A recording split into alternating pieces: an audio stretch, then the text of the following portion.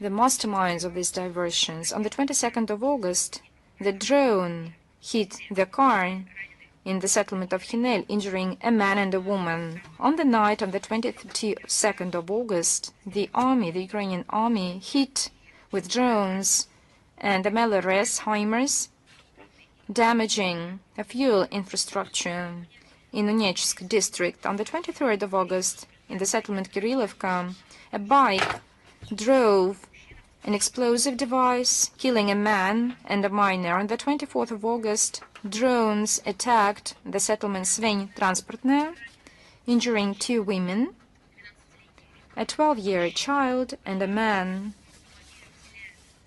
Because of the hit of the car in the settlement Chirovichi, 2 people were injured. In the Volgograd region, the 23rd of August, the drones attacked and one of them hit near a residential building, injuring 3 civilians, including a child.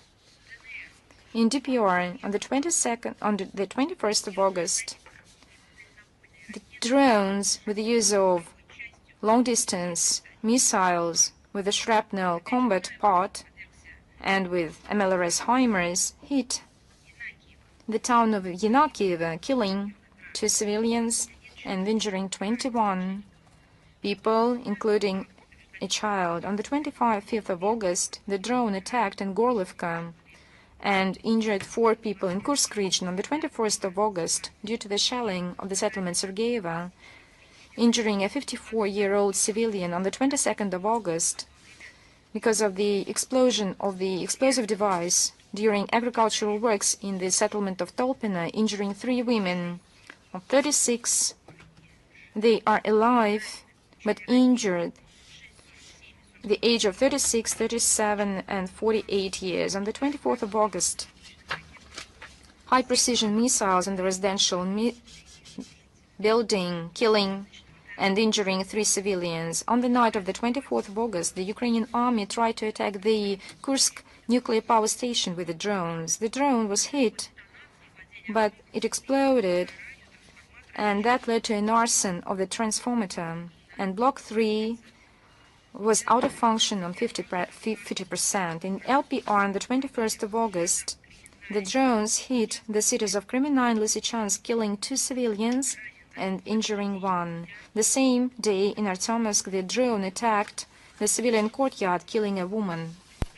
In the Republic of Crimea, the 25th of August, the Federal Security Services of Russia prevented a terrorist act against security services of Crimea with the use of explosive device that should have been and was prepared to be put to the Orthodox icon. And we have already told you about such narratives, about these notorious means of warfare is used for a long time by Ukrainians. This was the victim of this fraudulous scheme was a 54-year citizen of the Volgograd region who was just a suicide bomber.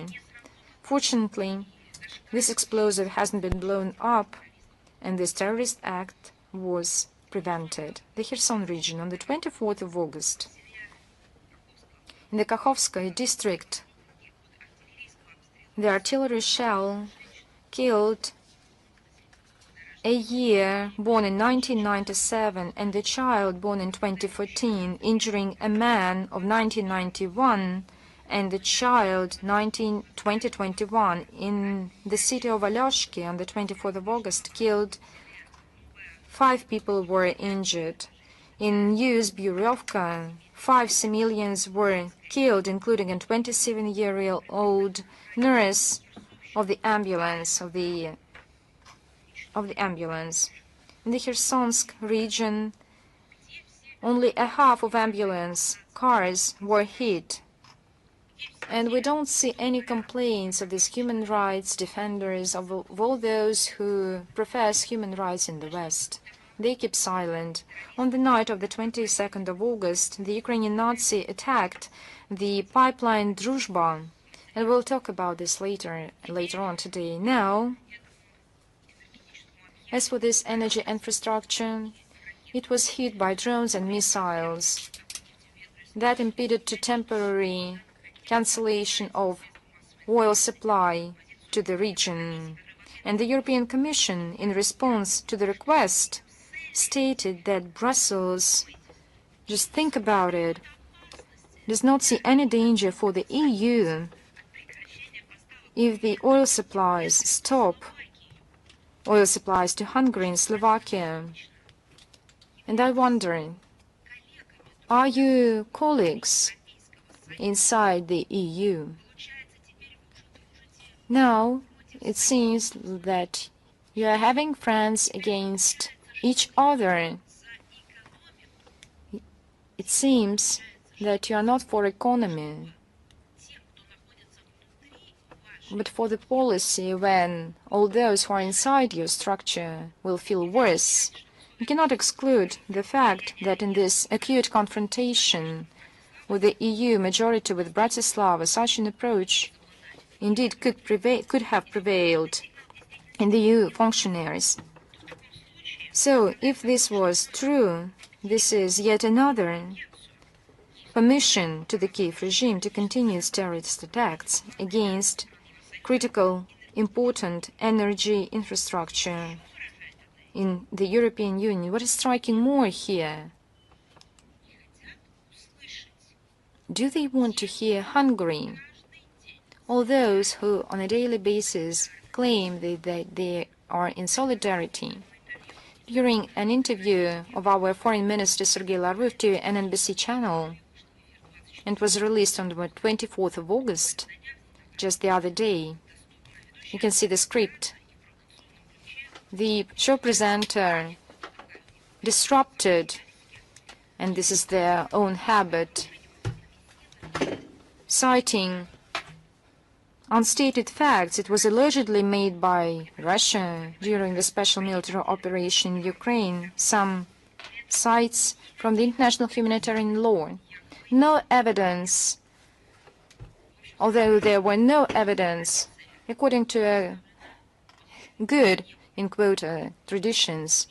The Minister of Foreign Affairs of Lavrov sent a letter to the journalist requesting to submit information on the cases referred to. Then the head of our ministry mentioned that the journalist avoided numerous facts of war crimes committed by the Ukrainian army, killing Russian civilians. And we are talking about this every briefing.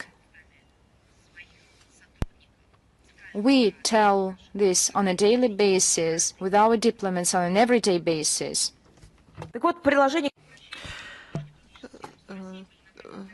The reports of the ambassador of Russia, Miroshnik, and the member of the public chamber of the Russian Federation, Grigoriev, about atrocity of the Ukrainian Nazis, as well as linked to videos with proof of military crimes of the Ukrainian soldiers were enclosed. We hope that, given the objectivity that NBC always claim in the covering of important national political developments, the leadership of the channel will show these materials in the air with relevant commentaries. However, it's always been a week, but there have been no comments. Essentially, the TV channel ignored these materials.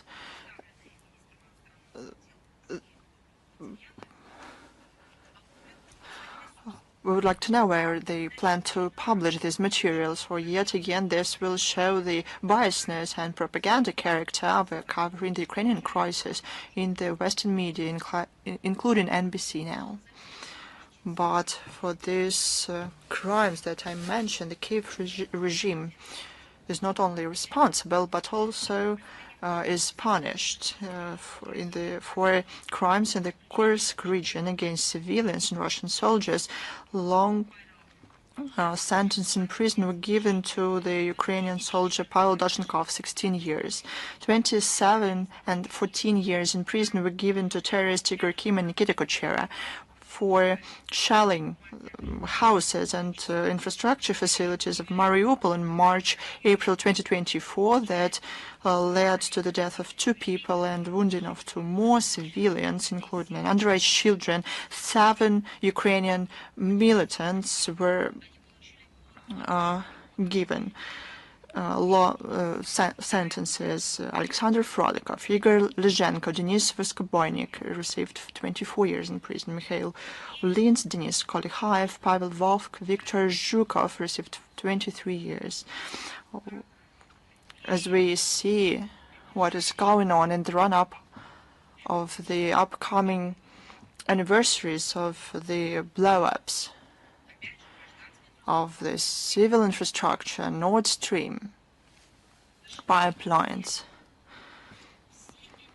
We see the actions of those who, for all those years, have not been duly investigating these terror attacks on the civil energy facilities. On August 21st in Italy, on the request of the German General Prosecutor's Office, the former employee of the Ukraine Security Service. He is suspected to be involved in the blow-up on the Nord Stream since September 2024. According to the media, he is also investigated on the involvement of the blow-up of the Sea Jewel oil tanker in February this year. But we will go back to this story later on. Now about the peace process. It is forgotten and remembered once again. What is going on? Zelensky proposed, or it's better to say continued to take steps leading to sabotage of the peace process and escalation of conflict. On August 21st, he told the foreign journalists that Kiev refuses to legally recognize the territories that they lost to be Russian. He doesn't care about the will of the overwhelming majority of people in this region who decided to join Russia following the referendum in 2024. He tried to accuse our country in unwillingness to end the war. He discarded the possibility to grant the Russian language an official status. Instead, he talked about the NATO forces in Ukraine on land, in air, and on sea. In his video address on August 24th, dedicated to the Day of Independence of Ukraine, he continued to demonstrate belligerence. He said that Ukraine will never in history have to be ashamed, as he said, the Russians called a compromise. He ranted about independence that his regime lost long ago. Probably there is a small amount of it, even before Zelensky came to the office, but he lost the remains of it as well. Here's the direct quote. "The future of our country is also up to us," Zelensky said. Today, he said, both the US and Europe agree. Ukraine hasn't yet won, according to Zelensky, but hasn't lost too. I would like to remind you. You have to answer for words. And we should remember what he said in 2024, 2023, 2024, during those sessions of the Rammstein format, at all Munich security conferences, during all these conferences, roundtables, symposiums in Brussels, when they talked about how they inflicted, according to them, a strategic defeat on Russia. and how they were about to win, the Ukraine was about to win.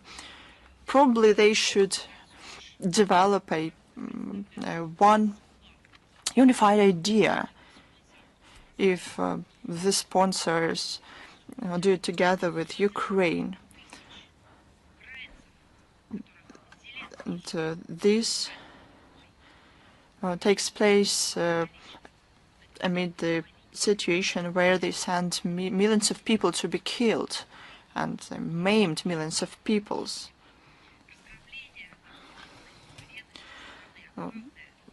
It takes place amid plunder of the country that long ago lost its sovereignty, and the main thing amid the losses of the Ukrainian army in the front. Zelensky also boasted to the Brussels that Ukraine does not ask but proposes alliance and partnership to the EU. I would like to ask, probably it is high time you answered for your words. Do you remember when Zelensky, together with his regime, defends the European Union, NATO for, according to him, Russia and so on? Probably he should say that he lost it. He wasn't able to do that. It's not a base for Europe against Russia, and they don't defend anyone. It turned out to be hilarious, and the EU a lot can argue with such statements. Oh well, let us talk in these terms. Zelensky not asked, but proposed for more money to be given to him. Negative treatment among the EU countries, especially in the agricultural sphere, is well known. With such a partner, Europeans will face dubious prospects of having stolen armaments and fled Ukrainian Nazis. One more fact here. On August 24th, Zelensky, during the press conference with the Prime Minister of Canada, hinted the preparation of yet another bloody provocation in the DPR. He said that the long-range strikes in Donbass, I quote, very positive results. He also announced some surprises for Russians and hoped that Ukrainian forces will be in Ukraine. The Prime Minister supported this idea, followed up on this idea, and promised to send $500 million for drones within the Pearl program for Ukraine. You know what's surprising? The words. I'm not even talking about body language of Zelensky, but even the words that he uses repeats the words of the heads of the terrorist units of the past. Now about those who sponsor all this.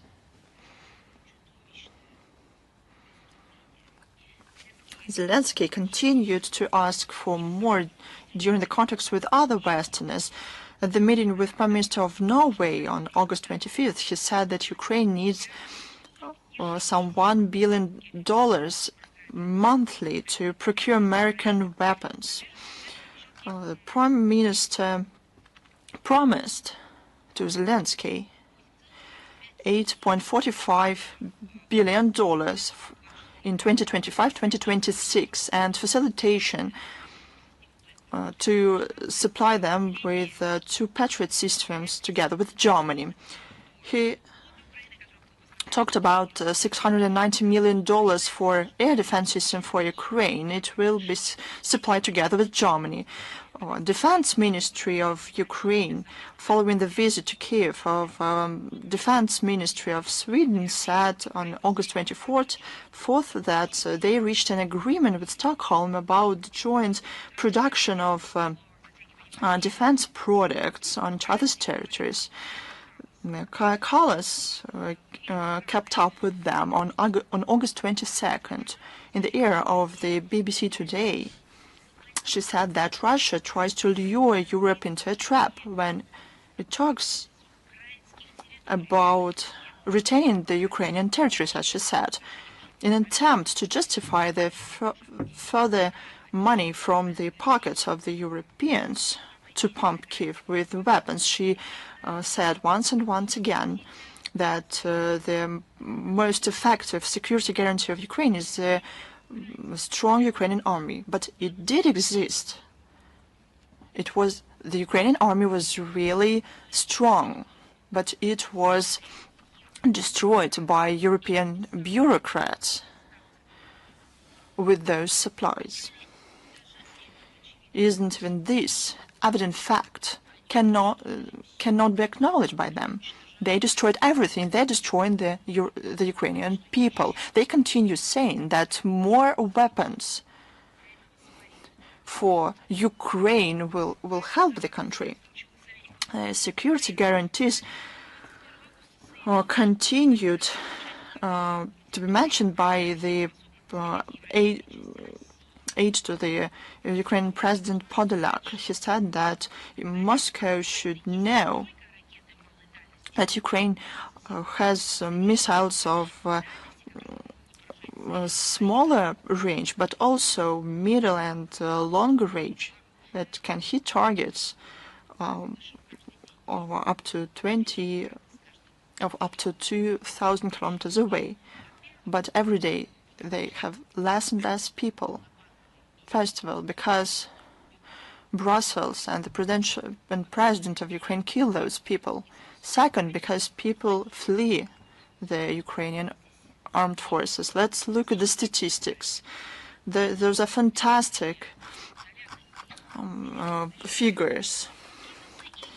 Only in July this year, the Ukraine saw 17,000 criminal cases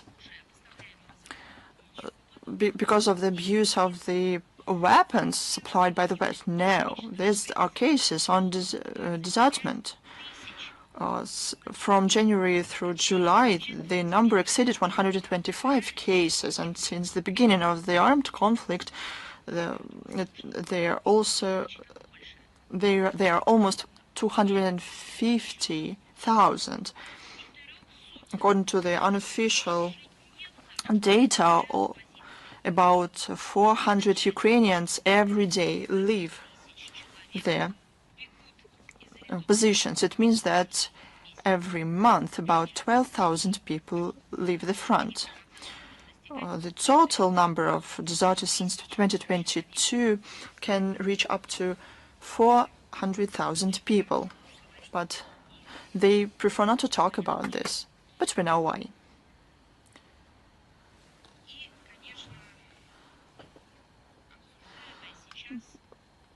And of course, let's talk about the main narrative that they are discussing right now, that they are started to fantasize about.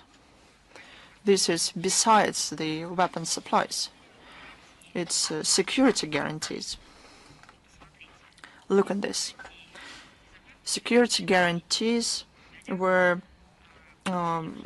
mentioned by Podolak. The same idea was followed on by Ursula von der Leyen. She once again, and I think she's really into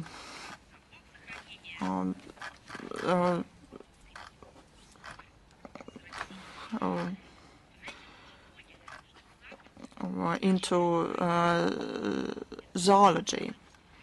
She talked about Ukraine being a porcupine. The more quotes from Ursula von der Leyen we have, the more proof we have.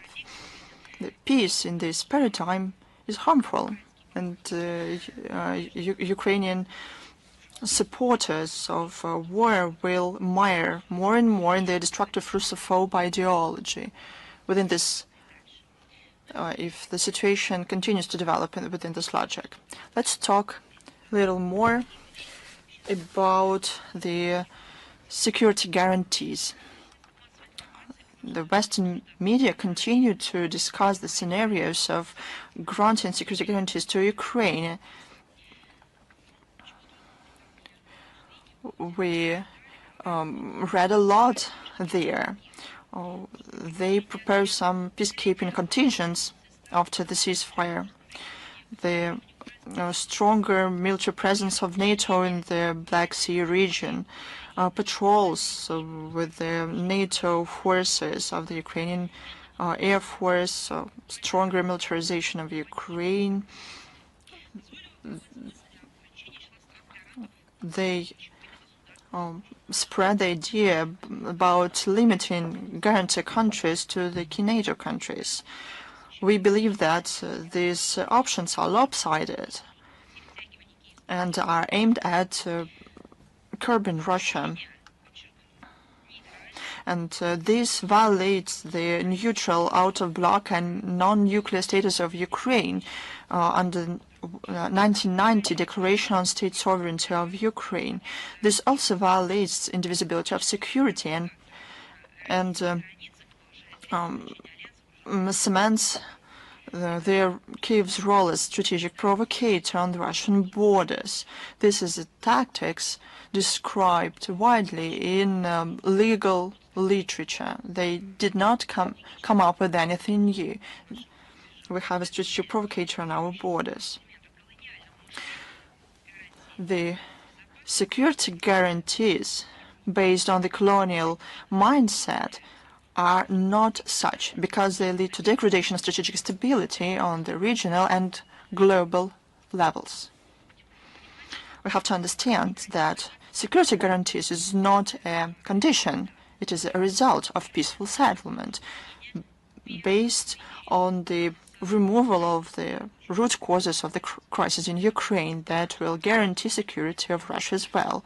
We believe that, among other things, it should include demilitarization, denazification, neutral, out-of-bloc, and non-nuclear status of Ukraine, recognition of territorial realities, ensuring of rights of Russian and Russian-speaking peoples, and stop and seizure of persecution of the canonic orthodoxy.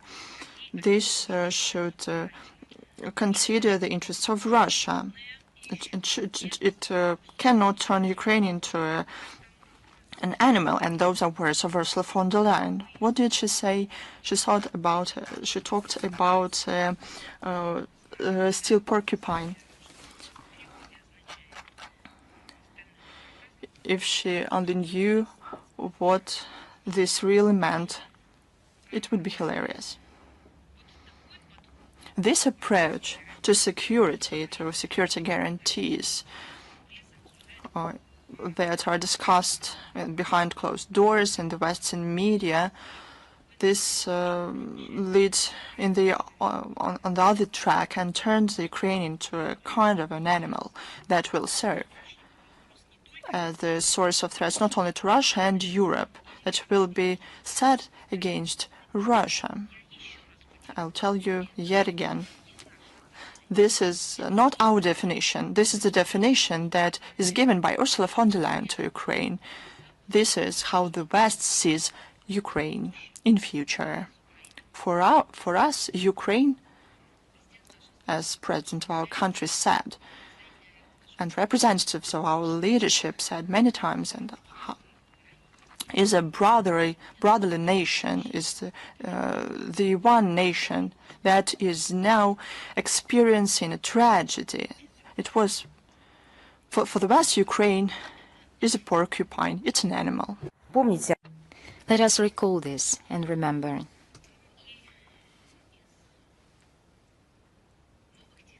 Now, as for the new technologies, I think you might think this is just about construction of some new high-tech industries in Ukraine. This is about new oppressive means used by the Kiev regime, which invents new oppressive ways. It was with the submission of the Prime Minister of Ukraine, Yuri Svidenko, which provides for the criminal punishment for the crossing the border and providing huge fines and deprivation of freedom up to 3 years. Political scientists has called and proved that this was a dictatorship in Ukraine and warned about the splash of protest movement once this law is adopted. And what is striking, but we've seen a lot from the Western countries, but here we see a fantastic sight. In Zaporizhia region, the Russian army found the anti-Russia literature published and funded by the EU. Long before the special military operation, these books were stored in the libraries of the region and used to work with the audience of different ages. This was not just legitimate. This was a recommended literature. Let's have a look what these books contain.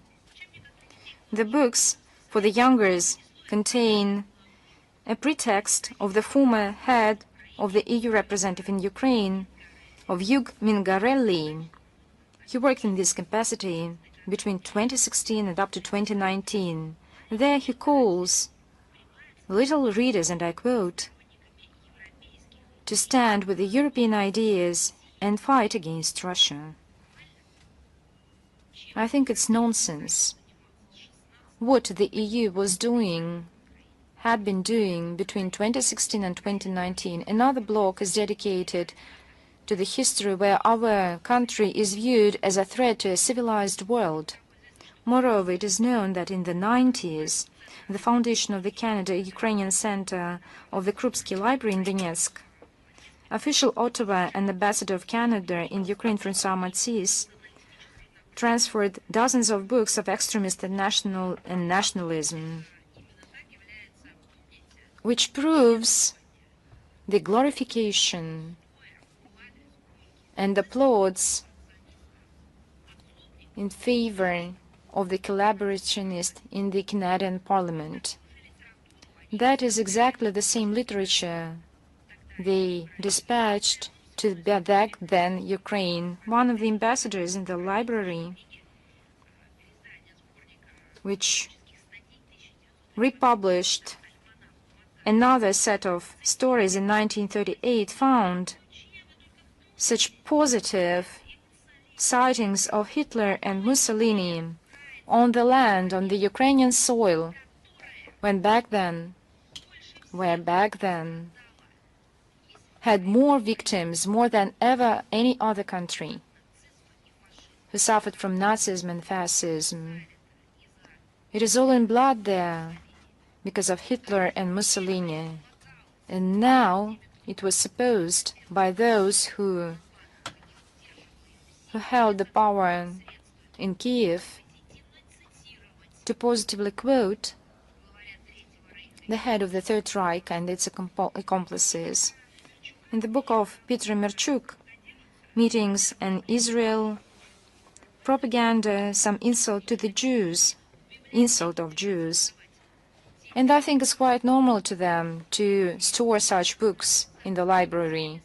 And all international organizations, funds and agencies, commissions and committees who should have responded to this, they keep silent.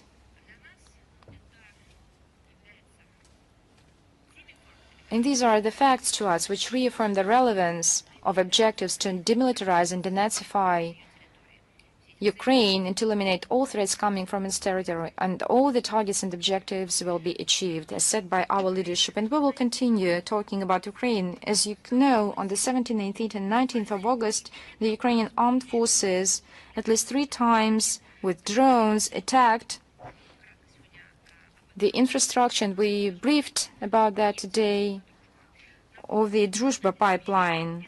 I would like to repeat, it ensures unimpeded oil supplies to East Europe, including to Hungary. Recently, it stopped pumping of oil for several days when there were maintenance works and reconstruction works. And of course, Hungary was indignated, which viewed these actions of Kiev as an infringement on the sovereignty of the country, and who stated to the European Commission on the flagrant violation by Ukraine of the EU guarantees on non-heating energy infrastructure used for supplying energy to the EU countries. It's not for the first time that we see that the EU agencies just close a blind eye and sacrifice the EU citizens if it infringes and inflicts a defeat to Russia. And I think that's the best word when in Russia you say that I will do quite the opposite to injure myself. In the West, it had a kind of a new meaning and development. This logic is an imperative to them, and they stand ready to sacrifice everything, their own security, their own economy and well-being, and even its citizens, just to damage Russia. There is no adequate response from Europe in terms of this infrastructure derailment. What is surprising is their reaction when they stated that this won't impact energy security and well-being of the EU member states, and that is striking. And the EU Commission, I would like to repeat, should have commented this situation in terms of their own right and own laws. But they not only abstained from commenting the actions of the Kiev regime, but didn't see any risks for unimpeded supplies, oil supplies to Europe. And they overtly show that some complexities that some European countries feel if they follow the wrong, in perspective of Brussels, policy is not a problem. And that's just a dubious solidarity, European solidarity. Let's remember this, because it proves that the EU always lies, that they act in solidarity with each other. The next step could have been that all the energy strikes are in line with the policy, when in May Europe offered a roadmap how to refuse energy supplies from Russia. But nevertheless, they have not cancelled the laws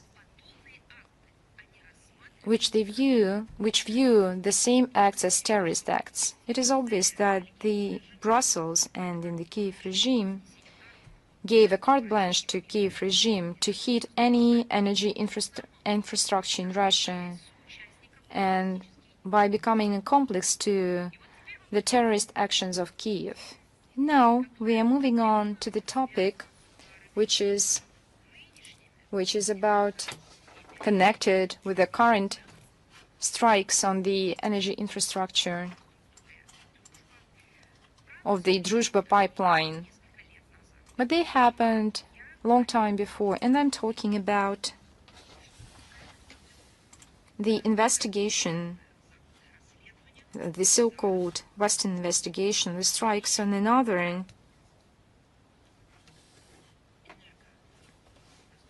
energy infrastructure, Nord Stream 1 and Nord Stream 2 gas pipelines.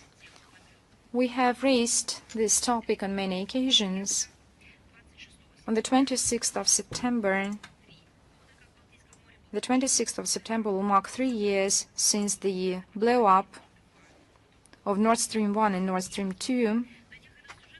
And previously, this topic was developed. On the night on the 21st of August, in the Italian province of Rimini, a Ukrainian citizen, Sergei Kuznetsov, was detained, suspected of complicity to the terrorist act.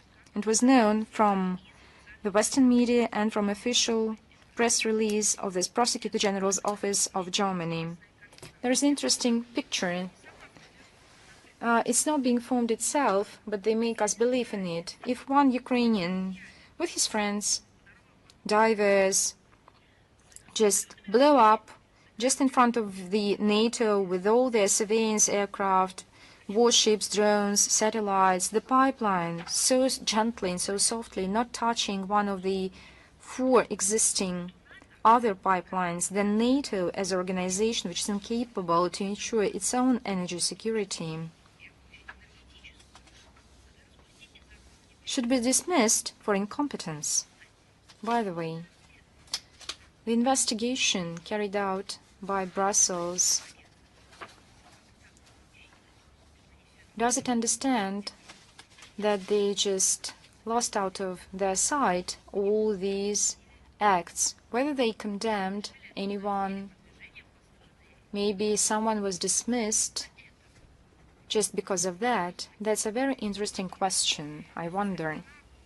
The Russian side, once it received new information, called for an emergency Security Council meeting, and during the meeting held on the 26th of August, the Russian Federation underlined that Germany and France trying to derail this meeting, avoiding any cooperation with Moscow, unconvincingly referring to confidentiality and non-politicization in this issue. Oh, that's a very interesting case. Just in 2022, President Biden and the State Department and Victoria Nuland stated that they would destroy this energy infrastructure, Nord Stream 1 and Nord Stream 2. Within a year, within 6 months, they did so. And now they offer to us a non-politicized story. We not politicize it, we qualify it as we should. It was said that this investigation is just a coincidence up to them.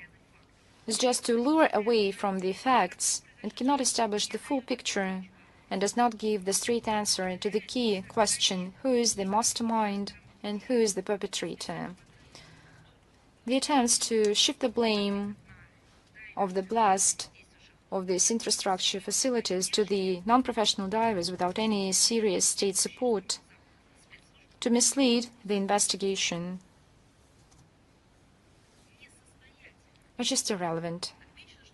I would like to mention that in line with this policy, the Western countries continue to submit to the UN Security Council insufficient information and ignore its international obligations according to the International Convention on Bomb Terrorism and International Convention on Suppression of the Financing of Terrorism.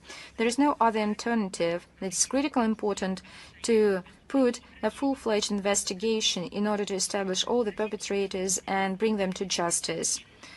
The Russian approaches were shared by the majority of the Global South, which called to the launching of a comprehensive, multilateral and unbiased investigation. I would like to recall that we asked that this investigation be held under the aegis of the UN Secretary General, that it would be comprehensive, that every country gets a clear understanding what is being unfolded, and that the UN Secretary General would understand what's going on with the investigation. But back then, the Western countries just completely ignored this concept. And what they are saying now? They just rehearse the rehearsing their canned speeches. They compliment Berlin for an unbiased work, and they even tried to interrelate the Ukrainian crisis by silencing of those who were masterminds and the perpetrators, ignoring that the situation should be viewed in a comprehensive way. But we see quite the opposite. Who was behind political statements of the leadership of the United States under Biden administration? But the Western countries prefer to keep silence. So this was shown that the Western countries don't have any willingness to have a result-oriented net result they just make obstacles to the investigation. Here we talk not about just double standards. The repercussions of such a policy can lead to much sadder consequences because it undermines counter-terrorist efforts and can lead and encourage other terrorists that can commit such acts which do not see any adequate response of the West to such crimes and are being encouraged for future crimes. And the West just ignores this fact. If they do not take seriously such terrorist acts on the European soil, they just give a green light to all those who would be willing to commit such terrorist acts. Because likewise, the former terrorists, just of the recent past, these terrorists were encouraged by the West. They were encouraged by impunity, for example, and having a clear understanding that they can be used by the West in order to fight with other countries, acting in line with the rule. The worse feelings of the unwanted states, the better for the West. And this terrible logic can dismantle all those who cherish this ideology in the West. And just a couple of words on the restrictions against Russian speakers. Because in Ukraine, another law was introduced in Ukraine on the national, as they said, memory. The Kiev regime continues to speed up on the anti-Russian narrative. The Verkhovna Rada adopted the law on the basis of the state policy of the national memory of the Ukrainian people, and it develops the so-called decommunization law, which ultimately enshrines neo-Nazism as a state ideology. The new laws introduces an ideology on the formation of the Ukrainian identity as a result, and I quote, the liberation fight against foreign supremacy in the 20th century and war, and I quote, for independence against, and I quote, the Russian aggression starting from the February 12, 2014. And I wonder whether this liberation war was against whom? Maybe against Lenin, who wrote some memoirs on how to develop identity. Now these crimes are being qualified by Ukrainian regime as a proliferation of non-proved information and equated, and I quote, to the Ukrainian propaganda. So if we say that the Western Ukraine developed collaborationism with Nazism, I think that's not just about propaganda, Ukrainian propaganda. I think that all these crimes in Khatyn, all this was committed by the West Ukraine. This is just a historic fact. The punitive mechanism belongs to a very interesting institution of the historic memory of Ukraine. We will provide you with the links to the materials that we mentioned, that we had prepared about this this institution. In other words, the Kiev bosses has one more tool to fight political opponents. Zelensky tries to erase the people's memory about the contribution of the USSR to the defeat of the Third Reich. They want to destroy tens of thousands of monuments to the Soviet soldiers, fathers, great-grandfathers, great-grandfathers of Ukrainians. They were Ukrainians, they had Ukrainian passports, and felt a spiritual connection with the country. According to the new law, the memory facilities, including the burial sites, cannot have the Soviet and pre-revolution symbols, including the St. George's ribbon, combat standards, and Soviet state words, and as well as the words Great Patriotic War. This is only possible for them when veterans died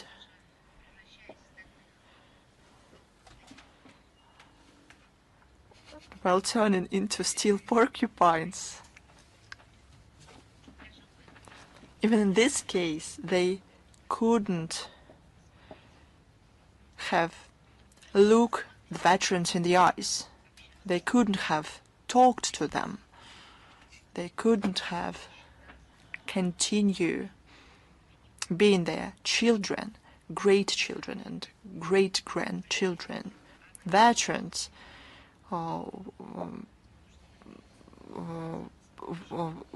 would refuse talking to them. All of this is to be brought to order under the law. In other words, this means the destruction within a year after the law comes into effect. But the word law is not appropriate here. It's anti-law. This so-called law is the same that the Third Reich had. They were abolished with shame. And Germany tried to wash away for many decades after that. This document that shows of the charts hostility against Russia and the Nazi essence of the authorities in Kiev include the glorification of fighters for independence of Ukraine in the 20th century and persons who committed heroic deeds for the sake of Ukraine. This is total nonsense. But that's the law that Ukraine now has. It is clear that these fighters and so-called persons are Banderas, Shchukeviches, Konovaltsev, and are the accomplices to Nazis, traitors of the Ukrainian people. As wild is the new law that equates the state awards to orders and medals of the Petlurist Ukraine People's Republic and Ukrainian main Liberation Council under the OUN and Ukrainian Insurgent Army.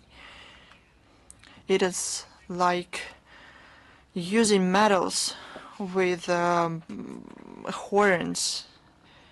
This is Satanism.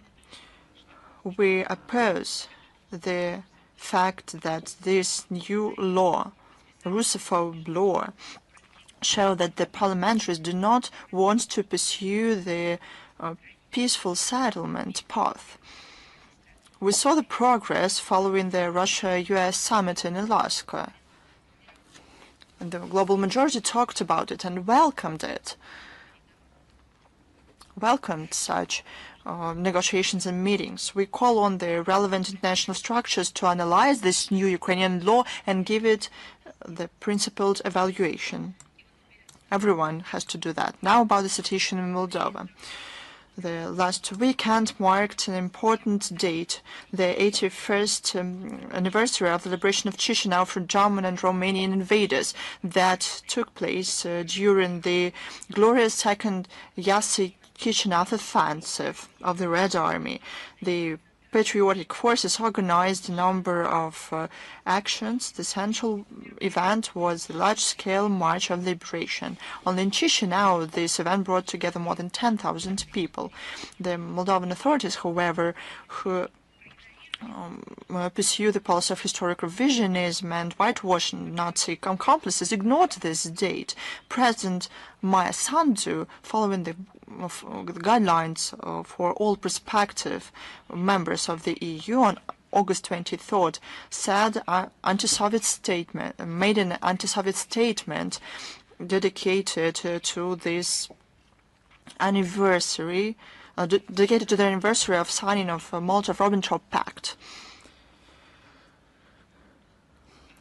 She tried to draw historic parallels with the modern period, that ostensibly some politicians want to involve the country back to the darkness of dictatorship and fear. If she talks about Molotov-Ribbentrop Pact, we should remember that it was the last of a similar pact signed by the Westerners. She should remember about Munich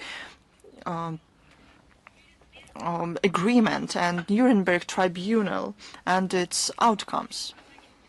The Moldovans in their comments noted with sarcasm that probably Sandu wrote this post about herself, because it's under her rule that Moldova turned into a totalitarian state, where the power is usurped by a small group of people who work not only the internal Moldovan forces, they work not only into EU integrational forces, they work for the neighboring Romania, because they have Romanian passports.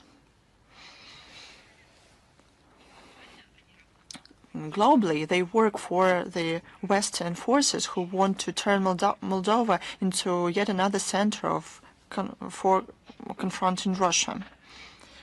Ursula von der Leyen already promised to turn Ukraine into one. They have the same plans for Moldova. With the NATO support, the country implements 18 projects aimed at strengthening the defense sector of the country. The budget provides for about 100 million euros in 2024. Over the last 4 years, the Moldovan defense sector received 3.4 billion euros in Western assistance. The list of armaments received from the West include armored fighting vehicles, air defense systems, unmanned systems. To get to know this equipment and to learn to deal with it, the armed forces of Moldova regularly participate in multinational NATO exercises.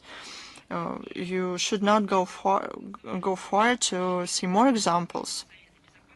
In June, the MPs of the ruling party voted to expand authority of the High Security Council of the country, and now the decisions of the Council are obligatory. Another element of consolidation of power in one hand and ensuring reliable area for the Sandu regime is the subjugation of the Constitutional Court for the new judges to give an oath. Even an extraordinary parliamentary session on August 17th took place. All these measures show the attempts of the Moldovan leadership who don't believe that they are able to win at the upcoming parliamentary elections fairly. In case anything goes wrong, they want to help themselves. We draw the attention to the disproportionate, or to say it frankly, frauds with the number of polling stations that are opened outside Moldova. We're talking about it not because we want to interfere with the election, but but because people from Moldova asked us about it, why Russia has just few polling stations, not because of Russia's position. We are prepared to give Moldova an opportunity to open as many polling stations as they need. This is the fraud of Sandu not to open polling stations on the territory of Russia in the necessary numbers. As a response to this policy and the aspiration to retain power, peaceful protests took place all over the country.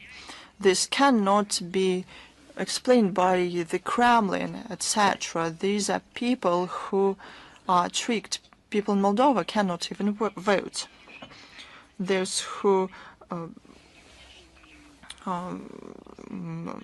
don't agree with the regime are threatened, blackmailed, and experience pressure. According to the media, the OSCE representatives saw the abuse of the law enforcers. People in Moldova don't believe what the EU politicians talk about, the officials in Chisinau. They come to Russia in large numbers in the run-up of the elections to show their support to Sandu and her team.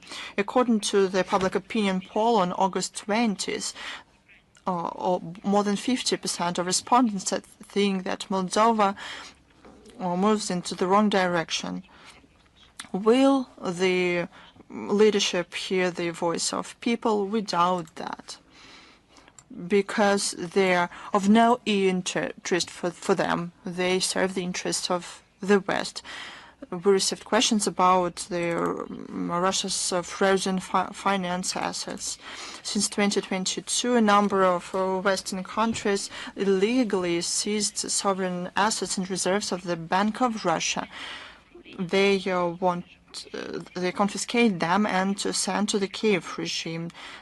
To justify this, they come up with pseudo-legal constructions, providing for the use of profits from the investments of the so-called frozen assets and their transition to various specialized funds. The main part of the assets was frozen on the territory of the EU. Only in 2025, the EU sent 8 billion euros to Kiev. Until the end of the year, they plan to send 10 more billion euros. This profit is a source to pay off credits worth $50 billion that were approved to Ukraine by G7 countries. And this is presented as charity. Any operations with Russian gold reserves without the endorsement of the Russian Federation are illegal. The freeze of assets of the Bank of Russia, as well as steps aimed to seize them, seriously violates the universal acknowledged principles of equality of states and immunity of state property. These actions contradict the UN Charter norms and the provisions of the Convention on Jurisdiction, Immunities of States and Their Property of 2004. They see the central banks as a special category, they cannot be collected. President of Russia called that robbery.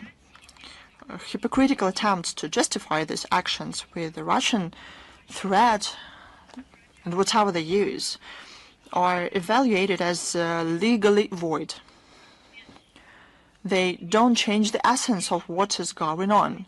That is the conscious violation of the international law. Besides, the current legal framework of the EU makes it possible to seize assets of Russian individuals and legal entities. The total volume of such assets exceeds 28 billion euros. We see the steps as the escalation of the economic aggression and an element of hybrid war waged against Russia. These measures cannot solve the systematic problems of the Western economies that faced stagnation following the sanctions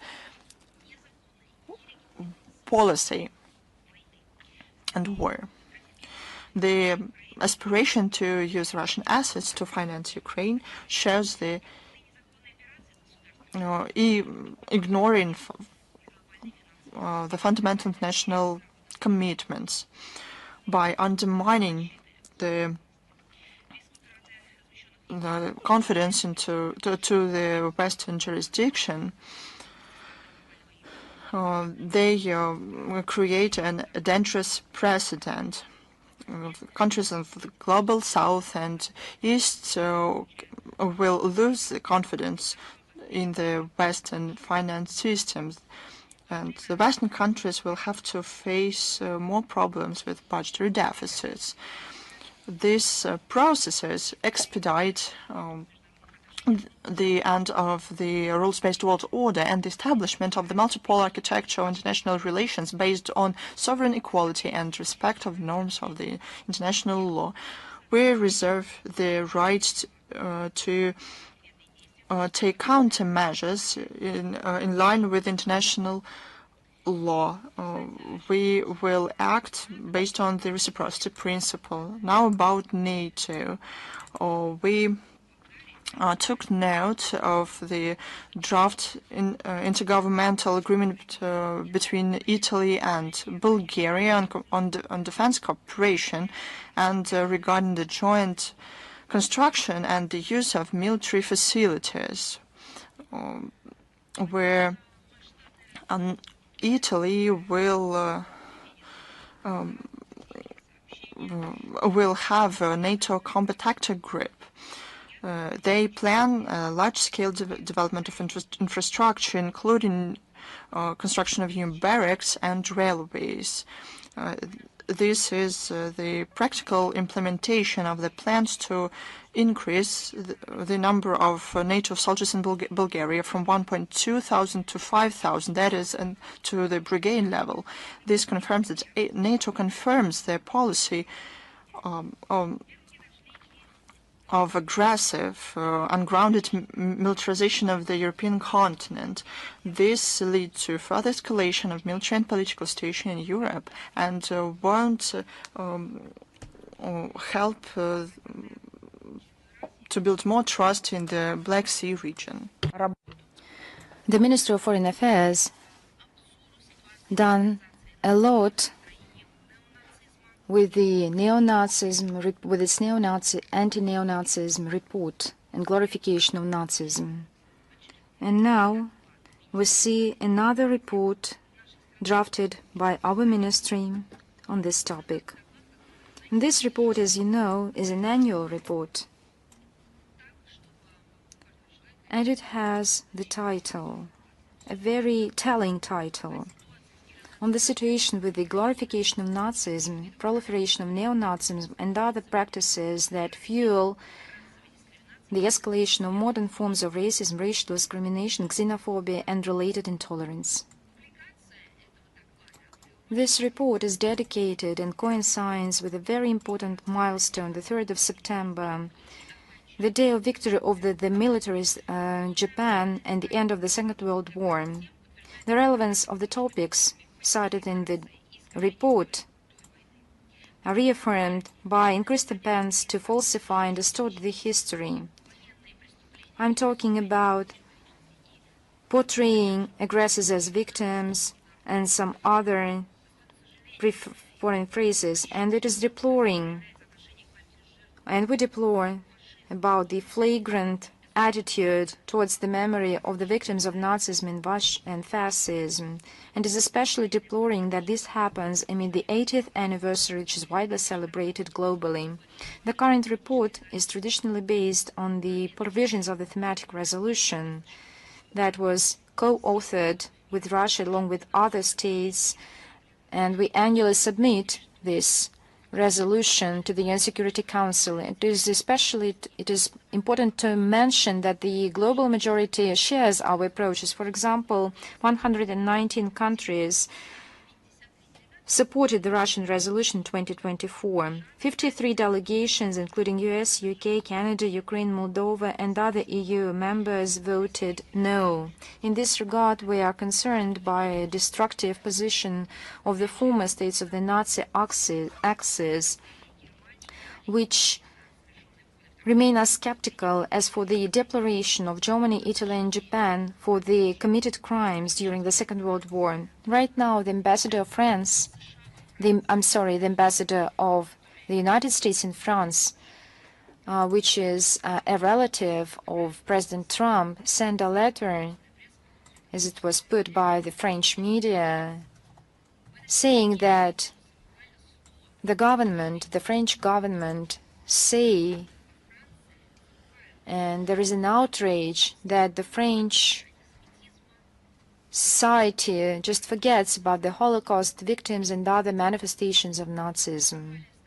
We released an article in the newspaper Izvestia as a response to the problematics and to the issues raised in his statement to the government, to President Macron, by the ambassador of the United States in France. And it's quite obvious when over the last 20 years on the European soil, the Europeans just dismantled the monuments to all those who fought Nazis and fascists. And it is quite a logic behavior who just kept silent on the exhumation of the burial sites of all those who sacrificed their lives during the Second World War on side of the anti-Hitler coalition. Their behavior is quite logic. They just ignored how the monuments and memorial plates are being dismantled and tombs are desecrated, the tombs to those who stopped the Holocaust. I think their behavior are quite logic. The behavior of those who did not invite the veterans of the Second World War to the events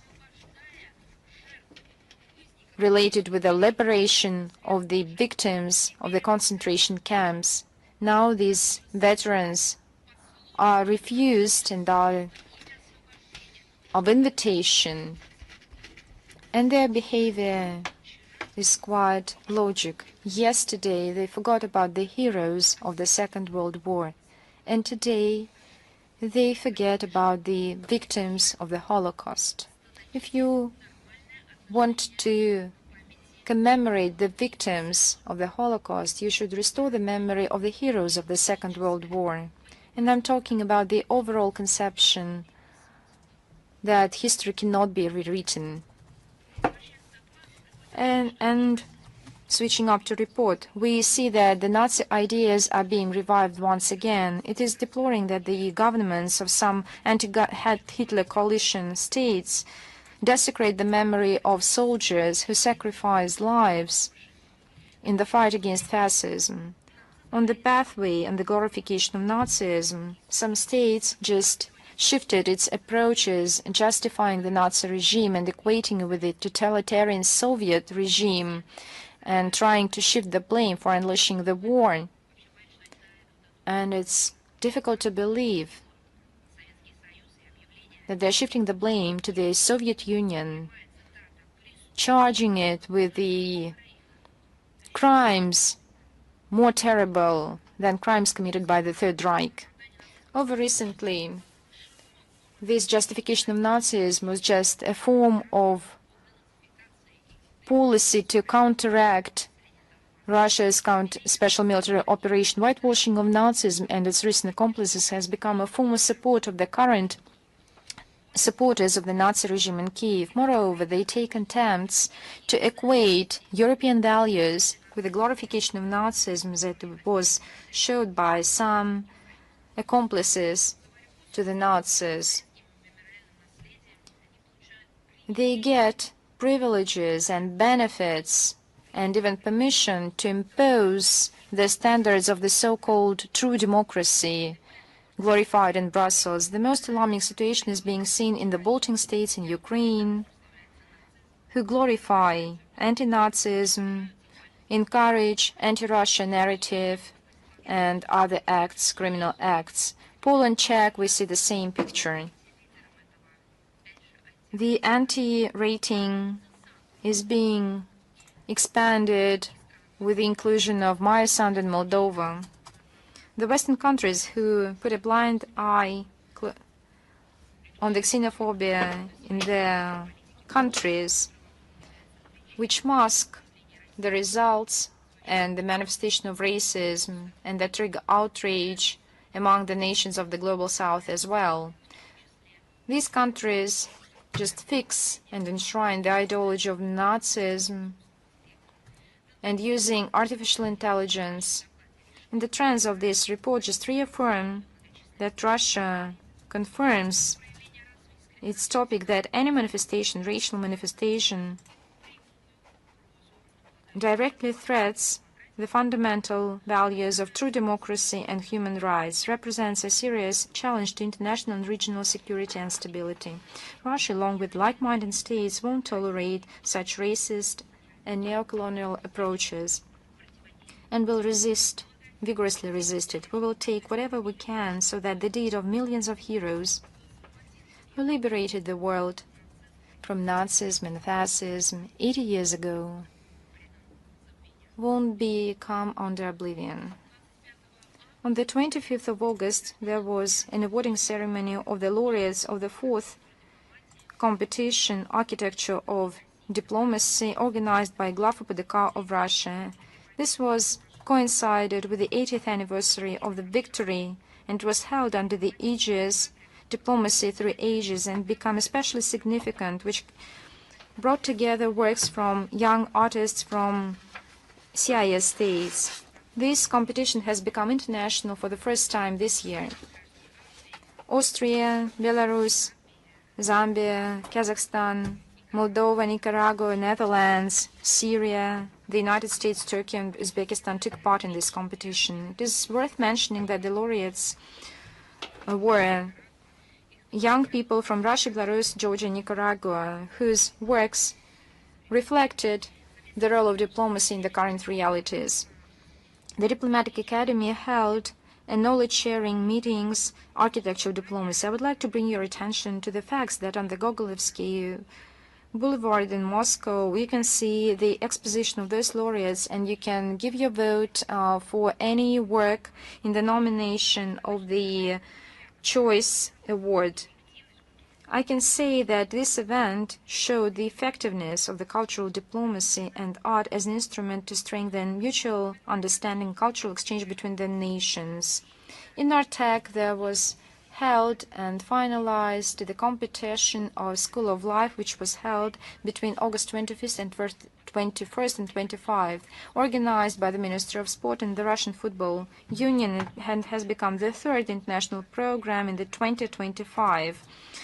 Which aims to strengthen ties between the youth. This year, this fest has become an international that brought together more than 2,000 children from 47 countries, including Morocco, Palestine, and Uzbekistan, and other states. The program of festival was packed, and apart from football matches between the teams, all the children had participated in workshops held by renowned sportsmen and athletes who shared their knowledge with their expertise and love to sports. The peculiarity of the festival was marked by the expansion in terms of education and culture. There were held quizzes, for example, with the participation of Olympic champions, as well as workshops and art ateliers. The festival was culminated by a concert and a prize-awarding ceremony for all the participants. We are persuaded that these projects bring value to the development of international humanitarian cooperation, bringing together all the children of the world. The fourth Kazan Youth Summit is being held in Kazan, being participated by the sports ministry of many countries.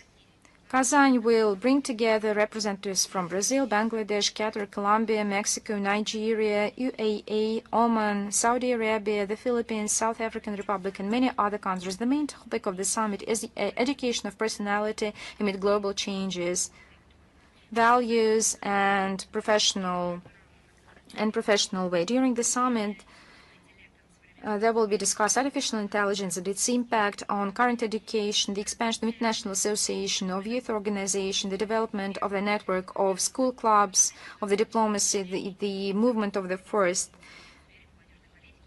Joint initiatives on education will be held as well. A special place is dedicated to the festival Unity in Diversity. Through cultural diversity of Tatarstan and other performances of artists, workshops, and of course national cuisine. The summit is held with support of the Minister of Education of Russia, the government of Tatarstan, the Kazan Federal University. Co-organizers is the movement of the First, the Academy of the Youth Diplomacy, and the Youth Center of the Republic of Tatarstan. On the 31st of August, Trinidad and Tobago celebrates the Independence Day. In 1962, the country liberated from the colonial metropole, and within a few years, on the 1st of August 1976, has become a republic. Amid the expansionist policy and neocolonial policy of the West pursued by the West, we welcome the commitment of Trinidad to get liberated from the colonial past. The society now debates about the refusal from recognizing of the Court of Great Britain and delegating its authority to the Caribbean Court.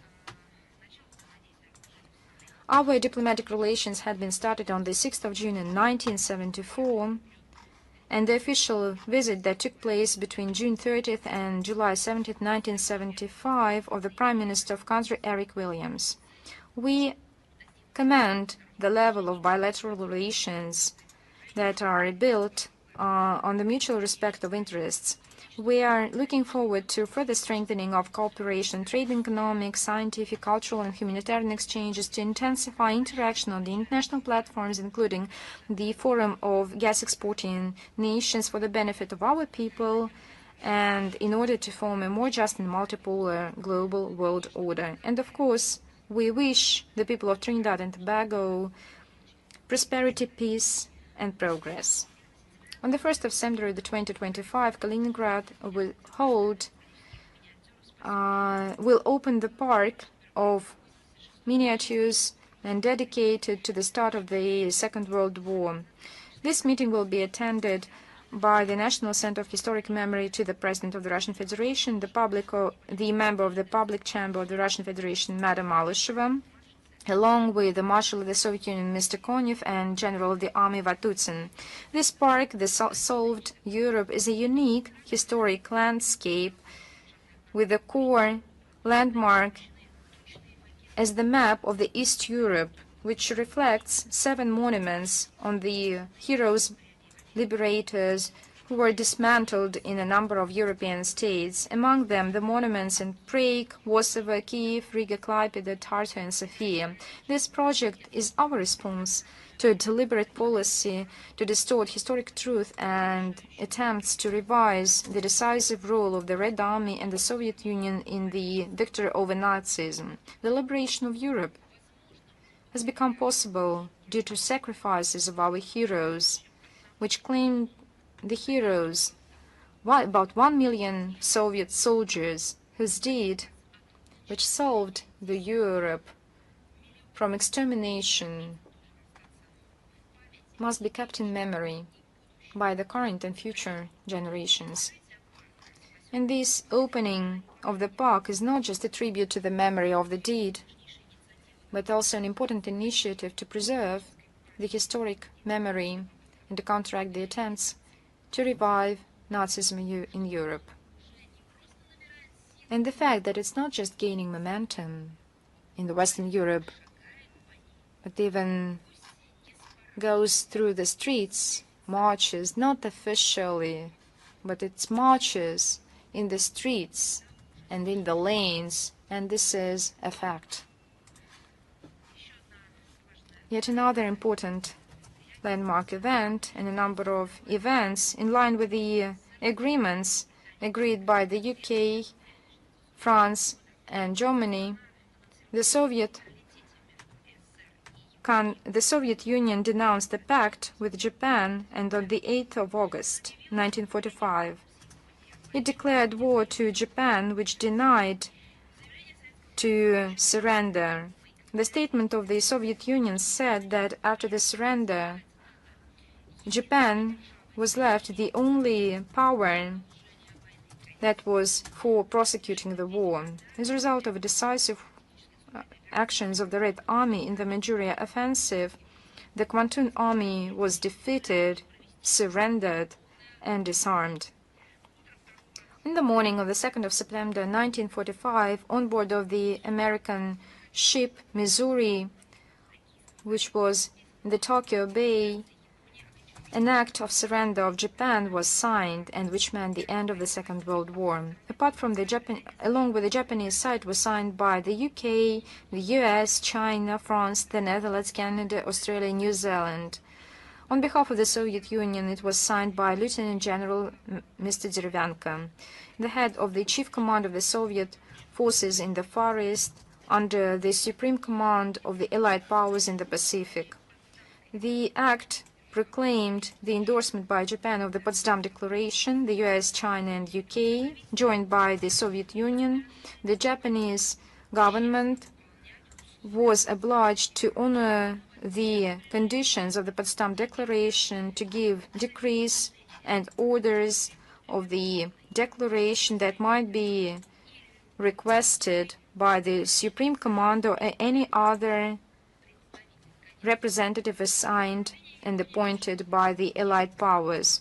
Japan was taken under control of the Allied powers, and thus putting an end to the bloodiest episode in the world history unleashed by Hitlerists and militarists, along with the militarist Japan. This act of surrender has become a milestone of the post-war order, with its fundamental principles enshrined in the UN Charter. With the cornerstone of this system is unconditional recognition, full recognition of the results of the Second World War. The 3rd and 6th September, Vladivostok will host the 10th Anniversary Economic Forum. It has reaffirmed the participation of more than 70 states. Over the last 10 years, this forum brought value and recognized as a requested forum to expand international cooperation in the Asia-Pacific region. Today, the forum is one of the leading platforms for those who are keen on depoliticized communications between academia, business communities on how to develop the Asia-Pacific region. This forum is being marked by the mutually beneficial dialogue, by a uniting agenda and correctness. We see that many countries from the global south are keen to participate, as well as along with China, Laos, Malaysia, Myanmar, Mongolia, the Republic of Korea, and Japan to participate in this forum. Let me recall, we were talking about this in 2024. More than 7,000 guests from 75 countries participated in this forum. Most numerous delegations were sent by China, Vietnam, Malaysia, and Myanmar. The forum is an intersection of representative regional and global structures such as EEU, ASEAN, Dialogue on Cooperation in Asia, as well as BRICS and ESCATO. So this Vladivostok platform cements this such inter-platform cooperation. The slogan of the current forum, Far East for Prosperity and Peace. The agenda provides for the international cooperation in the changing world, ensuring economic growth through investments, innovations, integration, the formation of new logistic chains, technological changes, urban planning, the development of the Russian Far East and its place in the region. Of course, there will be separate discussions on the role of the youth in shaping the overall future of the Asia-Pacific. According to the practice of the forum business dialogues on trade and economic issues between Russia and China, India, Laos, Mongolia, Myanmar, Thailand, and ASEAN will take place on the sidelines of the forum. The Third International Forum, the Day of the Falcon, on September the 3rd, and 14th Educational Task Conference will take place. As per usual, Foreign Ministry of Russia facilitates the forum. We will provide you with the links to the event, to the website of the forum, to its key events and events that are organized by our ministry in the text of our briefing.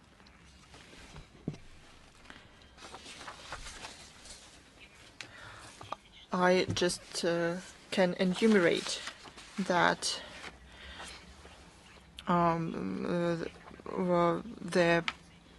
there will be measuring social influence of the AI.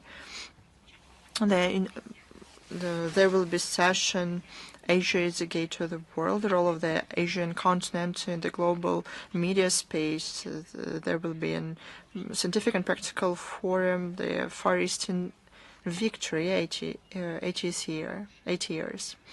On the sidelines of the forum, the Council of Young Diplomats for the 6th time will organize a dialogue of young diplomats of the Asia-Pacific countries. On September 4th through 6th in Vladivostok, our young Council of Young Diplomats will organize the 6th Dialogue of Young Diplomats of Asia and the Pacific region. The program will be busy. As per usual, it will be opened with a video address by Sergei Lavrov. There will be a number of working sessions on cultural, humanitarian, and youth cooperation in Asia and the Eurasian space. The speakers include the leadership of the ministry, well-known public and political figures, experts in international affairs.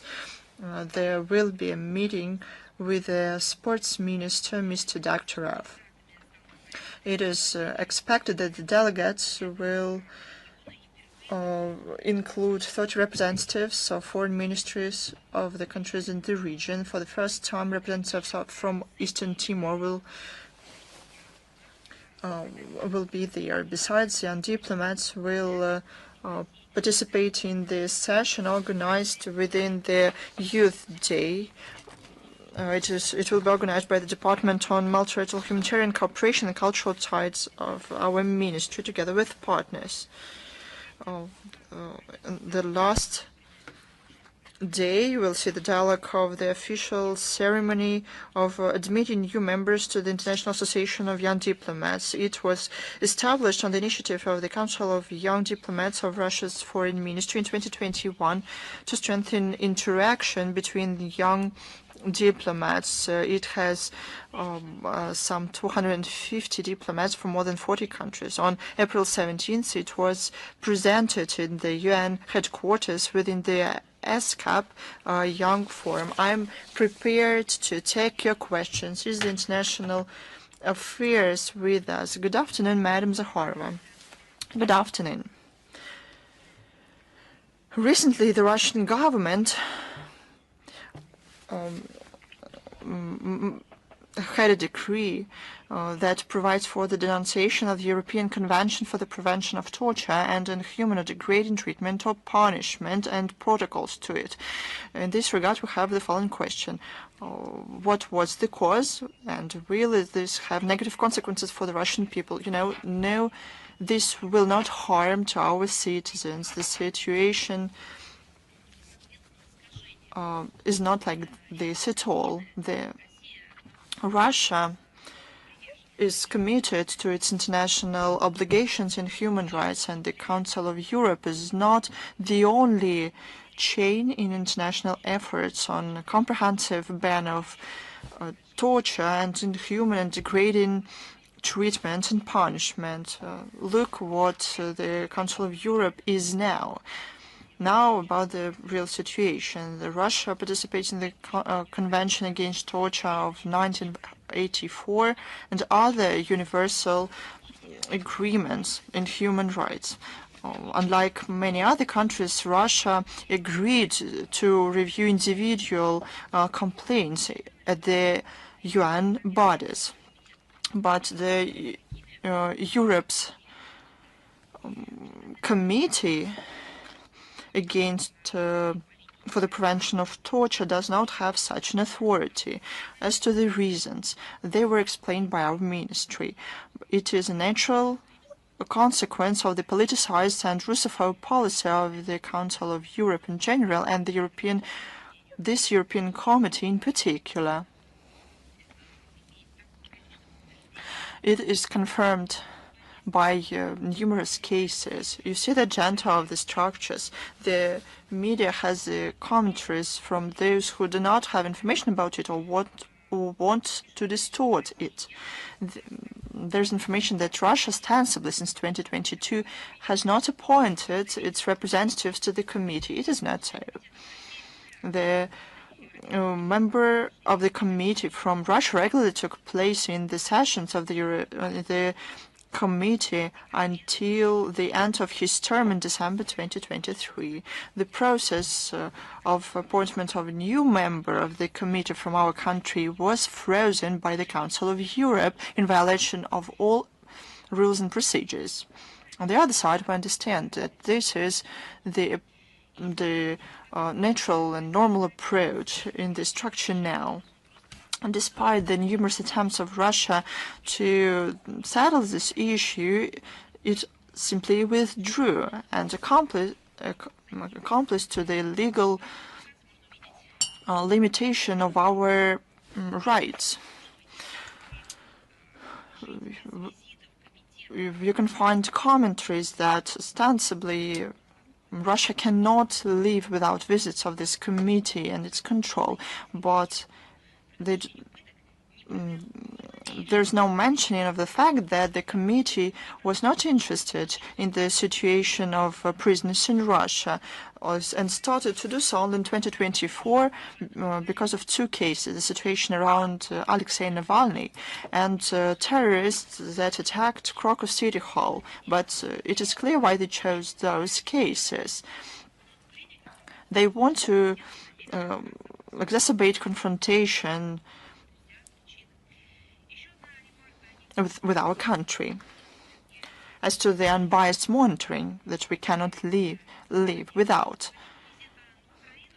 Following the visit to Ukraine in October 2023, the committee did not find any serious violations. See, this shows everything. What can we comment on if everything was okay with prisoners in Ukraine in 2023? Of course, the participation of Russia was not futile.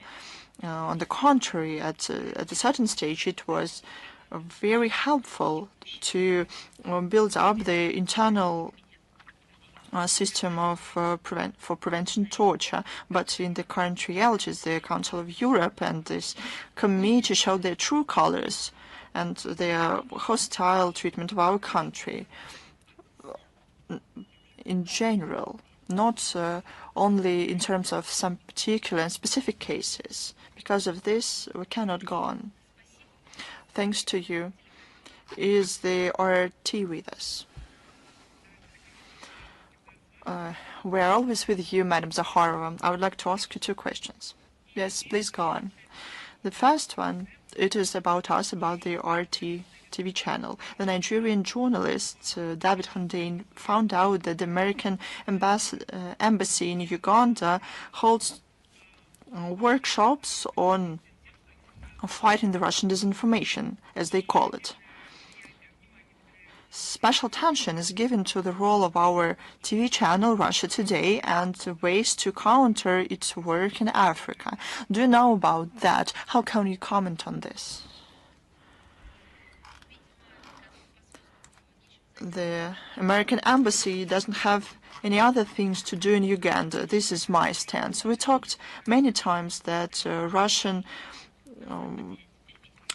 channels and media outlets experience a lot of pressure. And now these attempts came even to the embassies of other countries. You know, even better than me, they tried to put tags on Russian media. And Russia Today, RIA Novosti, Sputnik were among the first ones. They wanted to harm the image of these media outlets. Their aim is not really to technically influence the media, because in the current stage, the media have a lot of opportunities to spread information through various sources, through radio, through TV, there's digital television, there's print, and there's social networks. The Westerners wanted to marginalize these media outlets, to make them toxic, to make the people not watch it. But they couldn't do that. They want to make people artificially dislike your media outlet. But this has an opposite effect. People like you even more, because the RT has a growing number of subscribers in Africa, in the Middle East. Until the end of the year, your channel plans to stop the broadcast in India. This shows the need of an objective information. There's a great need in it, and this view of the current developments shows that people want to know different facts and different points of view. Despite all the blogs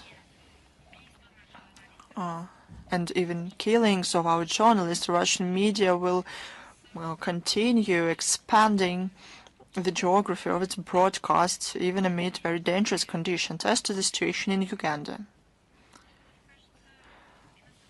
It seems to me that foreign diplomats should rewatch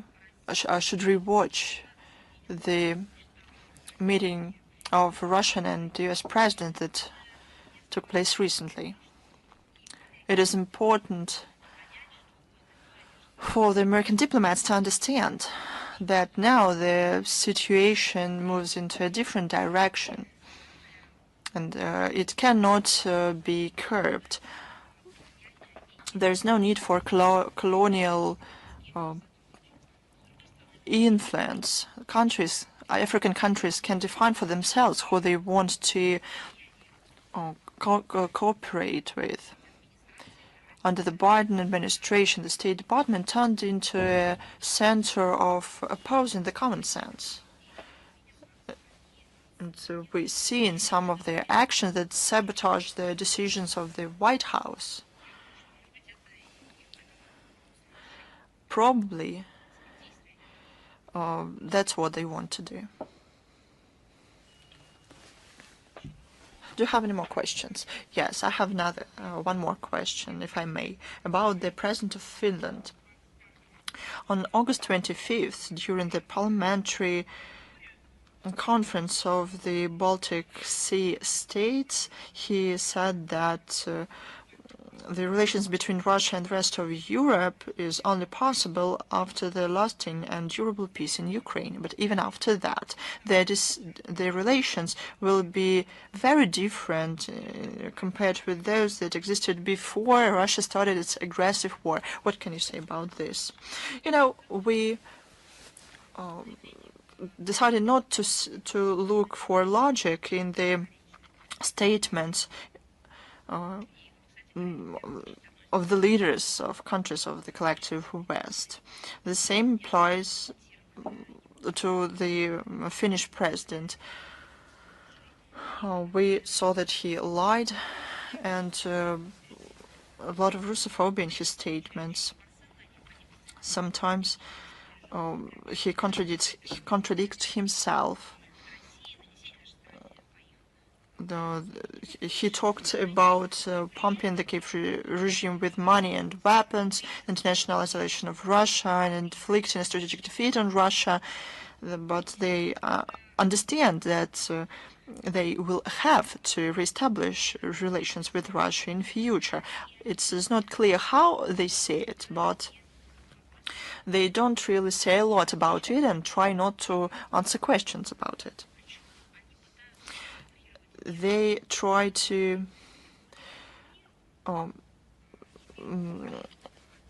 stay between the calls for peace and the aggressive narratives that they use, the words about battlefields and the necessity to inflict a strategic defeat on Russia, and so on. Let's look at the words of President Stubb in terms of Finland. What does he? He doesn't want to return to some things in relations with Russia. What are they? Does he mean a regular productive dialogue at highest levels? This dialogue was not only political, and it covered many spheres, not only the political sphere.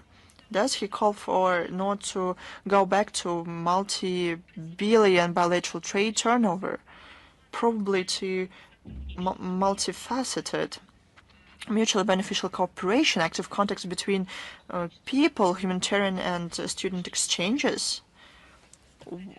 What things out of this in the logic of President Stubb harms and poses a threat to the interest of the Finnish people? Probably they should have said something if there was a threat, without exaggeration. I would say that this is a medical condition. It's a psychological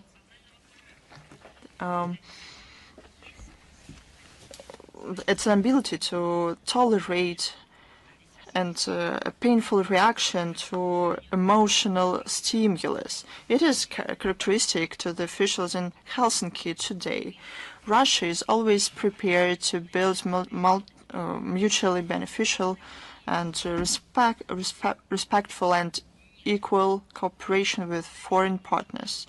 We have very good memory, but we don't harbor any illusions. We register all the words and deeds of our countries that used to be our partners.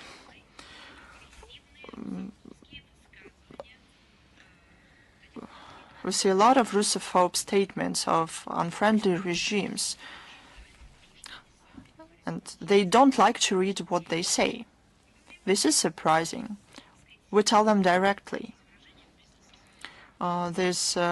Say business as usual, but business as usual is not possible. We won't tolerate moral supremacy. They lost their place to teach us anything, if they ask. If they consider their own mistakes, if they're going to talk about pragmatic cooperation based on national interests of Russia and with consideration of interests of Russia and respect to Russia, probably we'll be able to work with them. Do they like it themselves to contradict themselves, to lie, endlessly lie? It's just fantastic sight. They lost the elementary dignity in speaking at such a level. This is the president elected by his own people. It's Finland with its own history. And I'm amazed by these irresponsible statements, which first and foremost damage the people of Finland. Do you have any other questions? Thank you. Any other questions? No, thank you. Thank you. We'll switch to the others. Is Media Corporation of China with us? Yes, good afternoon, Madam Zakharova. We have two questions. They will be held very soon.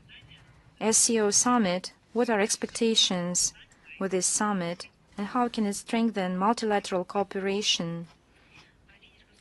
The leader of the SCO leaders shall get an exchange on the relevant issues of the international issues, as well as discuss policy, economics, security. They will focus, of course, the further evolution and development and improving its activities and its mechanisms. In this context, it is highly relevant the upcoming decision of the Universal Center to counteract the new challenges and threats to security in Tashkent, the Anti-Drug Center in Dushanbe. The SCO leaders will also focus the fact that these events coincide the 80th anniversary of the end of the war and the United Nations establishment.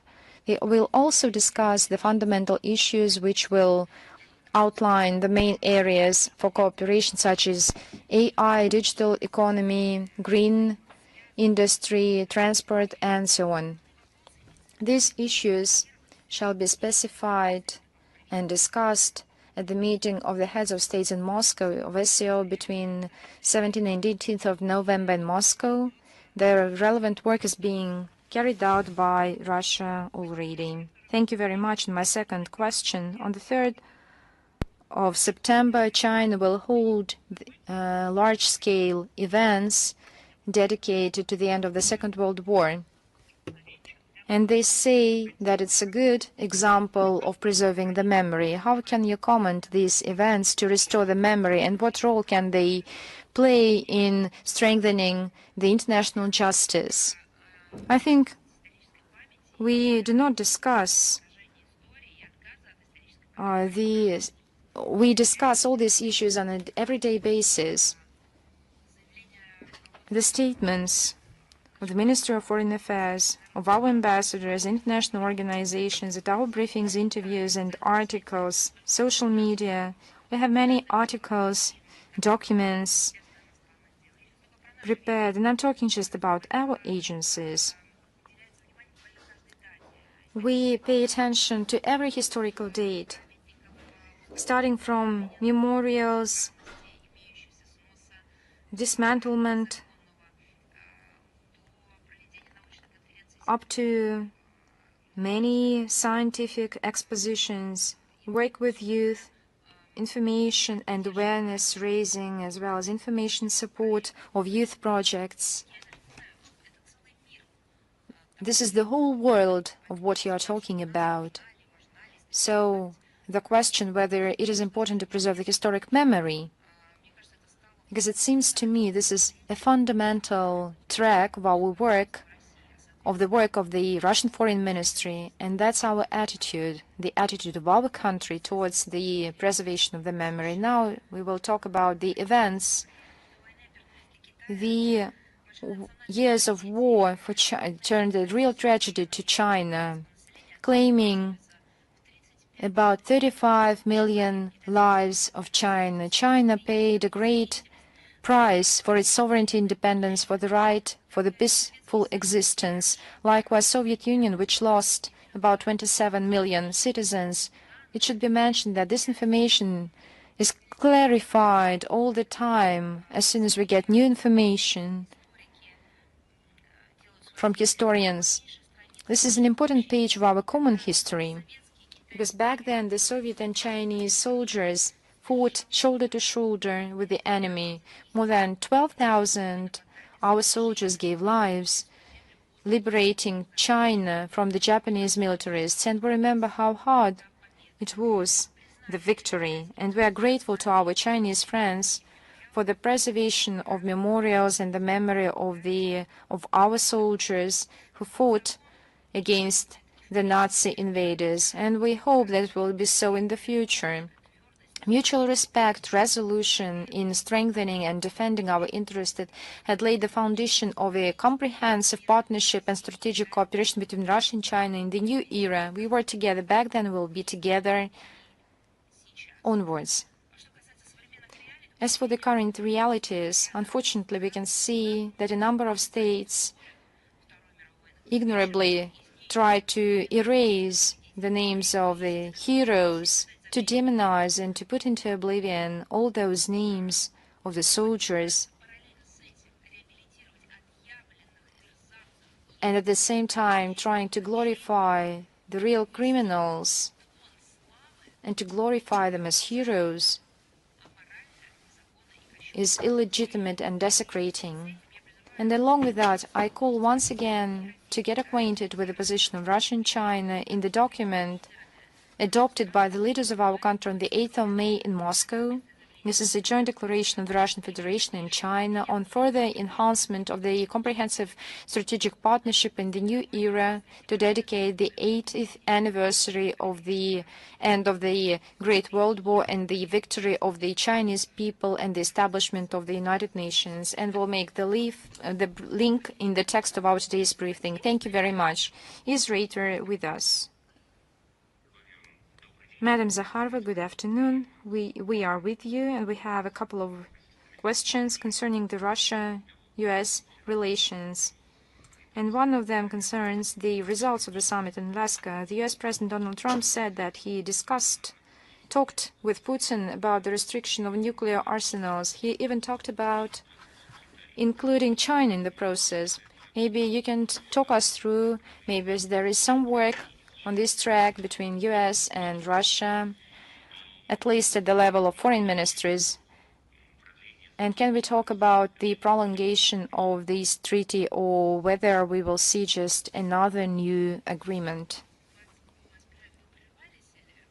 Were you interrupted or I didn't hear you? I thought that you wanted to continue to go on with your question. The question was whether there is some substantive work between US and Russia on some channels, on the potentially new agreement on the restriction of strategic offensive arms, nuclear arms. You traditionally ask this question and you get a traditional answer. We believe that our approaches remain unchanged as to resume a strategic dialogue with the United States and the future of INF Treaty. We have the relevant interview of the Deputy Foreign Minister, Sergei Rybkov, to TASS on the 9th of July, and on 24th of June, this article was released, which in detail reflects the whole approach of Russia. The main impediment is the current state of relations between Washington and Moscow, and Washington should return to honor the fundamental principles of the treaty. This is indivisibility of security, equality, and mutually beneficial cooperation, recognition of interconnection of strategic offensive and defensive arms. This is as for the prospects for the new treaty to replace the current treaty. Our approaches shall be reconsidered in line with the comprehensive analysis and the evolutions and developments in terms of international security and stability. Thank you very much. And if you let me, I have a second question as a comment to the recent statement of the Vice President of US, J.D. Vance, who recently in his interview said that Russia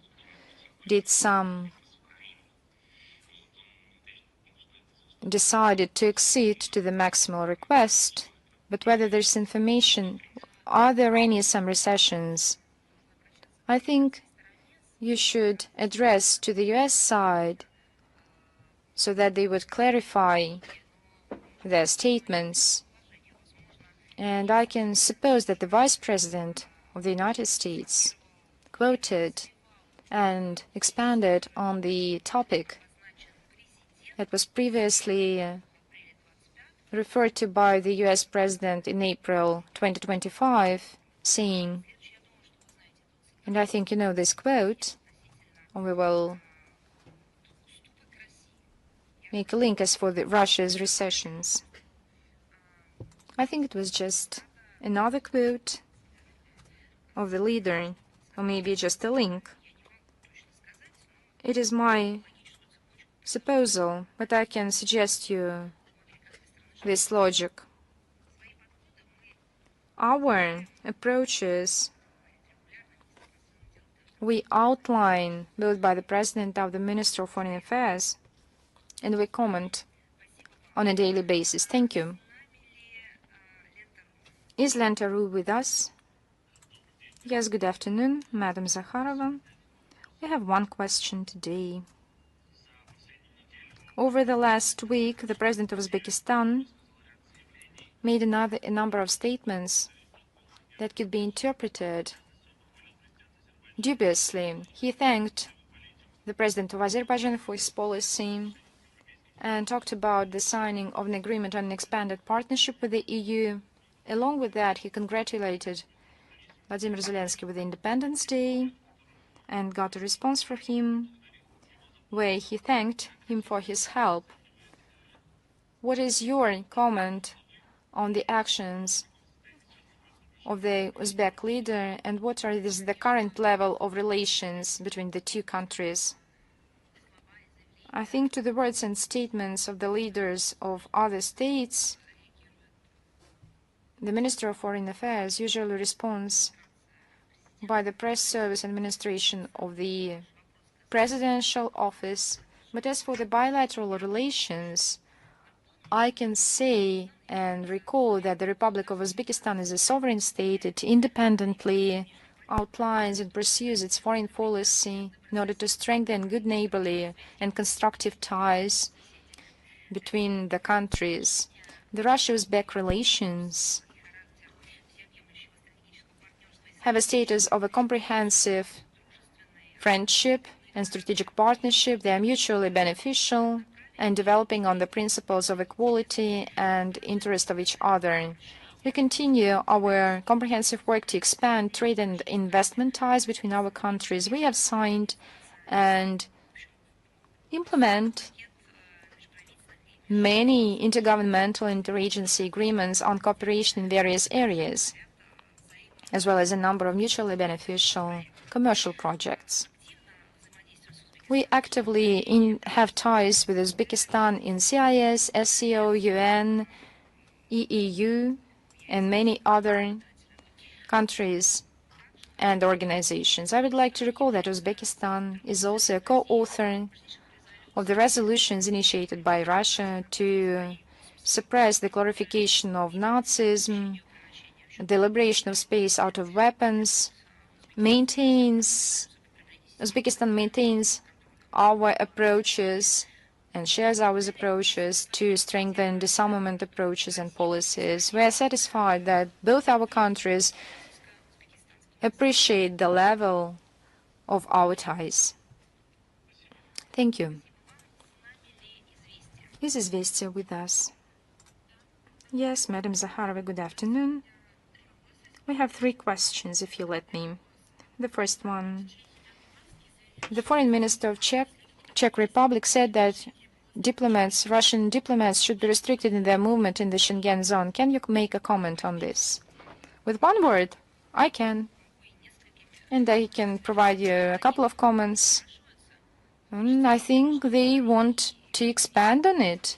They are ready to get a response.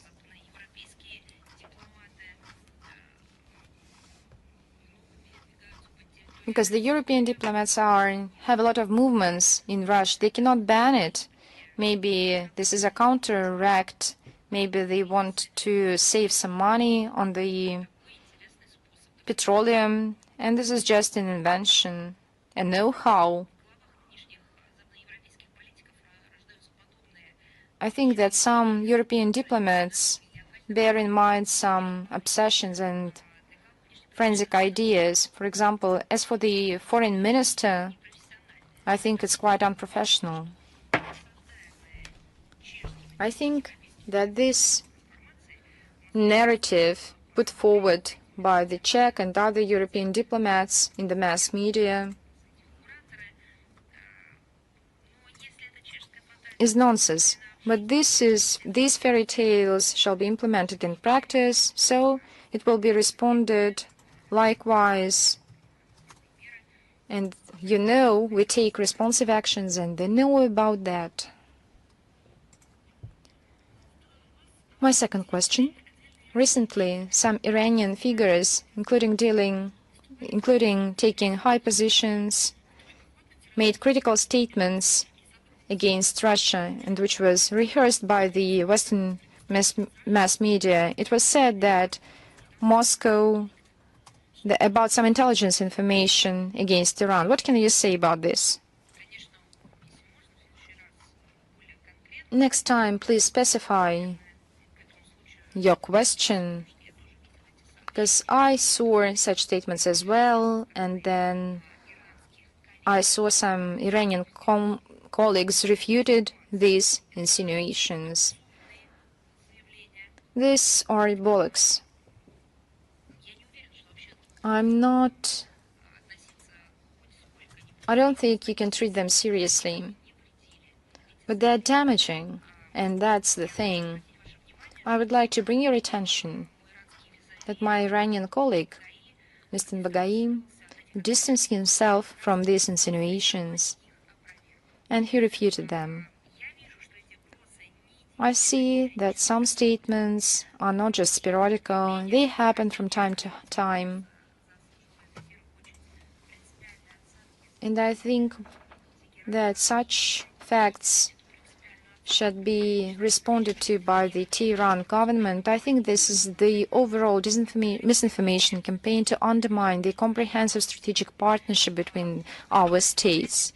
Maybe one of the objectives is to discredit the consistent support rendered by Russia, has rendered by Russia to protect its legitimate right and national interests.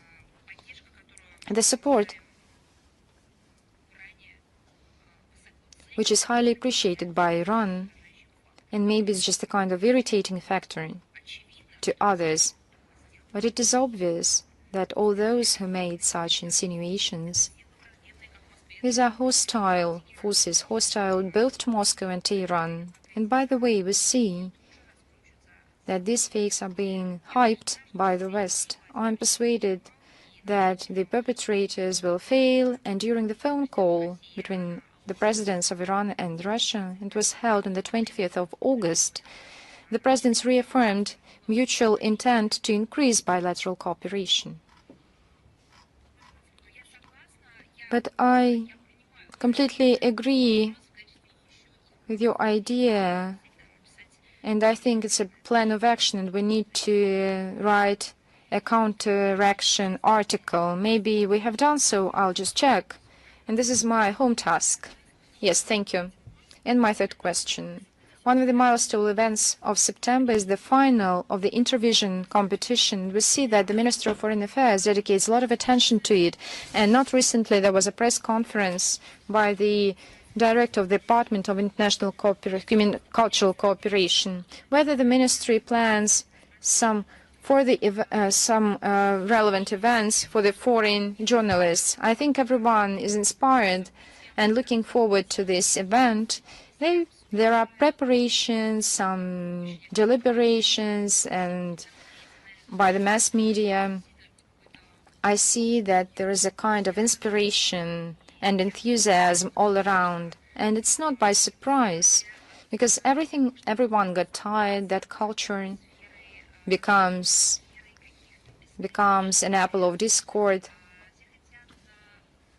People just want to return back to normal.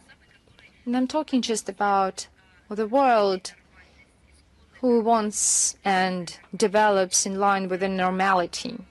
Everyone wants to stop all the developments unfolded by the West, such as cancellation of culture, erasure of singers, artists, and other figures of culture from the lists, non-deliverance of visas, segregation of athletes. People just want normal international people-to-people exchanges. Everyone's just seeking for such human communication, some cultural exchanges that would be dedicated not to the cancellation of some culture, but to the warm and friendly attitude towards our cultural heritage, international heritage. Yes, indeed. In the near future, we plan to hold in the Ministry of Foreign Affairs a special briefing on this occasion, so we will tell you later. As for the timelines and the format of such briefings, I can also add that on the website of our ministry, of course, I know that you closely follow, we have made a special edition dedicated to this event where we post answers to the questions we get. In the special edition of the International Political and Humanitarian Cooperation, we post detailed information on this. Russia develops platforms for cultural dialogue and in general for humanitarian interaction. You know that we hold a number of events, including sports, cultural, were held within the last years with a uniting agenda. And of course, one of the main values and peculiarities of this event is a demonstration of the cultural diversity through music as a universal international language, one of the universal international languages. And as foundation documents of these events say, and I quote, "This is mutual respect, cultural sovereignty, and equality." We increase all those who desire, the list of those who want to participate in these events. Currently, singers from Belarus, Brazil, Venezuela, Vietnam, Egypt, India, Kazakhstan, Qatar, Kenya, China, Colombia, Cuba, Kyrgyzstan, Madagascar, Saudi Arabia, Serbia, the United States, Tajikistan, Uzbekistan, Ethiopia, South Africa, and Russia, of course, confirmed its participation. And I also follow the news about this. Organize doesn't rule out that this list will be larger. The event is open for all the countries in the world. I can also say that since on September 19th through 21st, the Skalkovo Techno Park,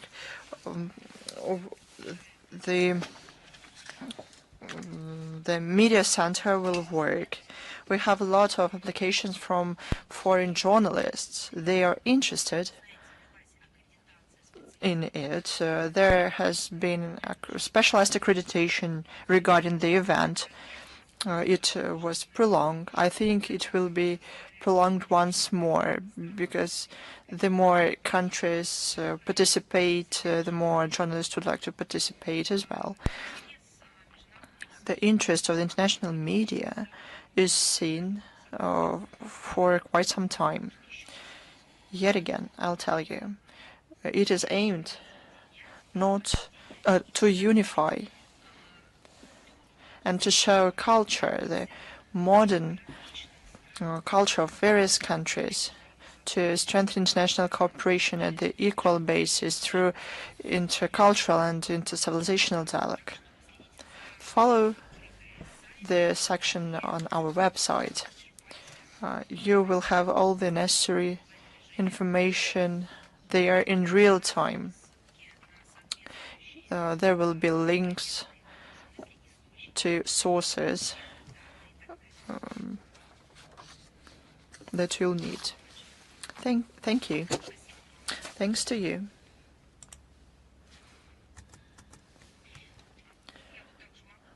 I can also cite that we received a lot of questions. I can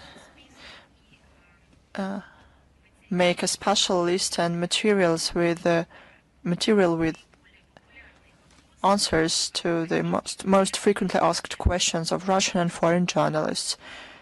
It is prepared by the organizers and is available on our website. It features answers to the most relevant questions, how the work was done, how the invitations were sent, what the organizers wanted to do, how the invitations were responded to by the countries, how countries essentially became co-creators of this event, how the preparation is going on, what channels are used for the preparation for the event. There will be a large number of answers there on our website. I recommend all of you follow this, and I do this as well. Thank you. Thanks to you.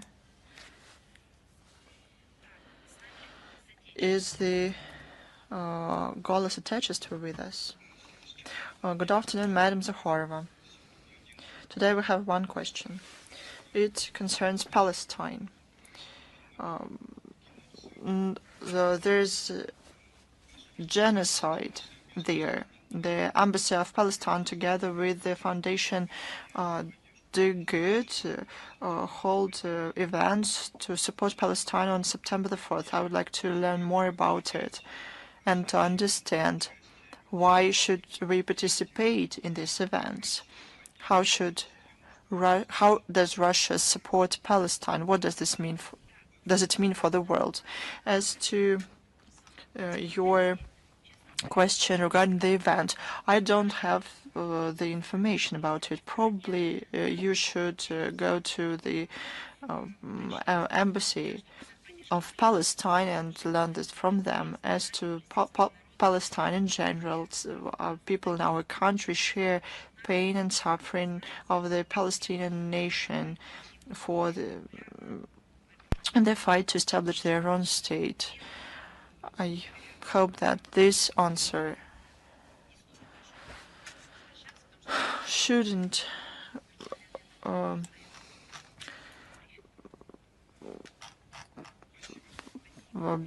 be mentioned once again. We talk about it every briefing. Is news.ru with us? Good afternoon, Madam Zakharova. I'm Mikhail Rosen. We have one question. It was covered partly today. What are the key expectations regarding the upcoming summit of the Shanghai Cooperation Organization? What are the priority issues for Moscow there? I answered these questions while talking to colleagues, but I'll reiterate. We are set to adopt important industry documents defining priorities for the economic cooperation in high technology innovations, the digital economy, and so on. These issues will be specified during the session of the Council of Heads of States in Moscow on November 17th and 18th. Recently, it has become very clear that the interest of countries of the global South and East is growing in working with SCO, and we see this in the development of the SCO Plus format. We expect further expansion of the lists of SCO partners on dialogue. Thank you, Madam Zakharova. Thanks to you. Is Xinhua with us? Good afternoon, Madam Zakharova. I have two questions today, but they are quite similar to those that were asked by my colleagues, but with another stress, with another accent. This year, the SCO summit will take place in a Chinese city, Tianjin. How does Russia evaluate the work of China during its presidency? This is the first question. The SCO summit, the Shanghai Cooperation Organization, is about to start in Tianjin on August 31st and September the 1st.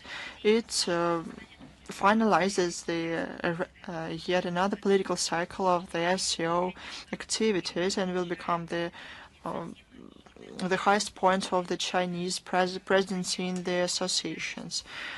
We know the initiative and energy work of the Chinese presidency while preparing decisions in multilaterality, regional security, sustainable development.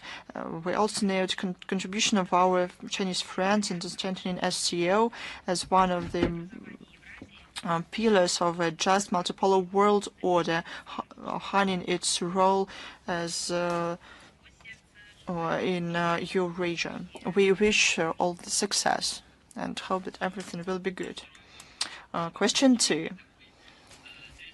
On September the 3rd, Beijing will host a military parade to honor the victory in the war against the Japanese invaders.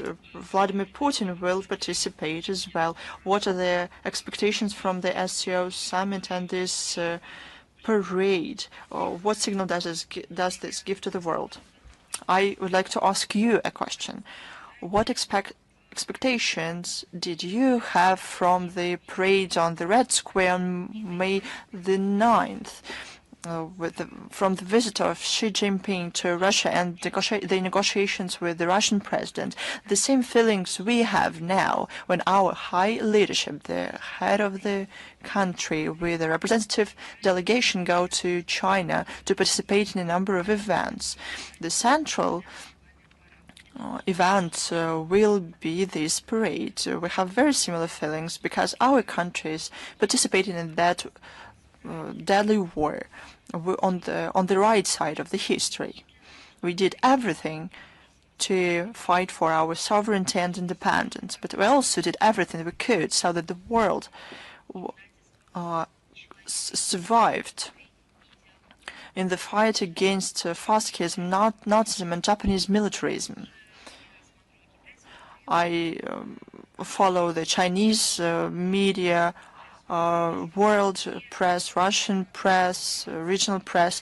The evaluations are pretty much the same, with different emotional charge, but they are pretty much the same.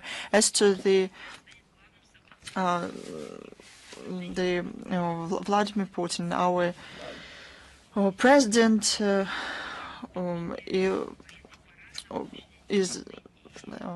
our president will go to China, and this is a very important event. He will go there.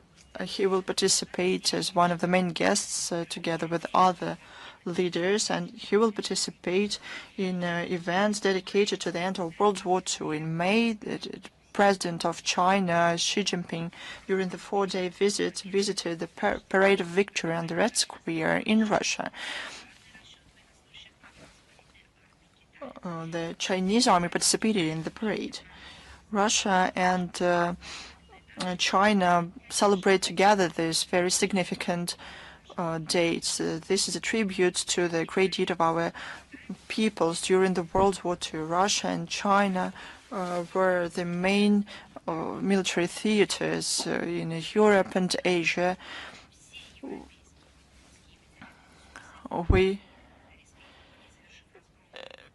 defeated the enemies in the West, and during the Manchurian offensive, together with Mongolian armed forces and Chinese partisan teams, defeated the Japanese army. President of Russia many times noted that Russia remembers and values the contribution of the Chinese people to our common victory.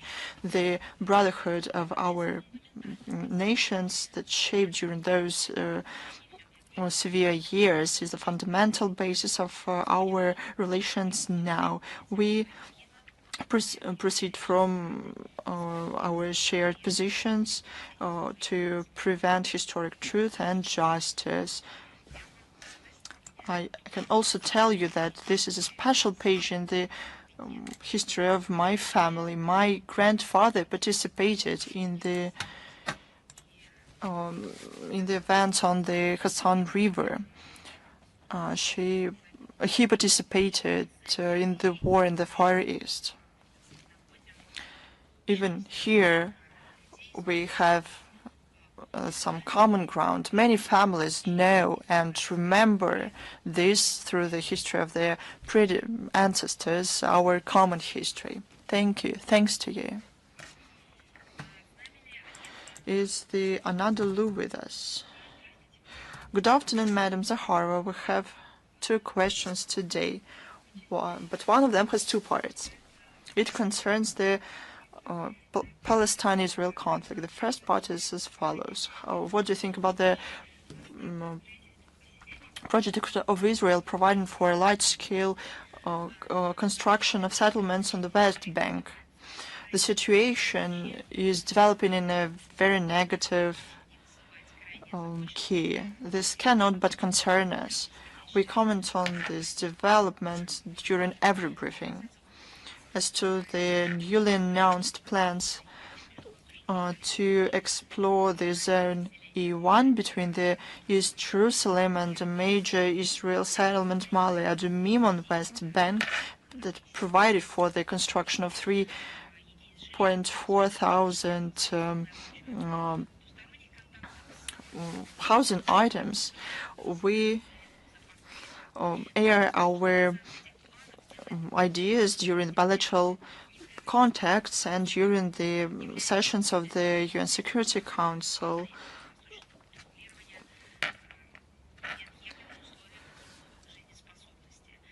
This project worked out more than 20 years ago,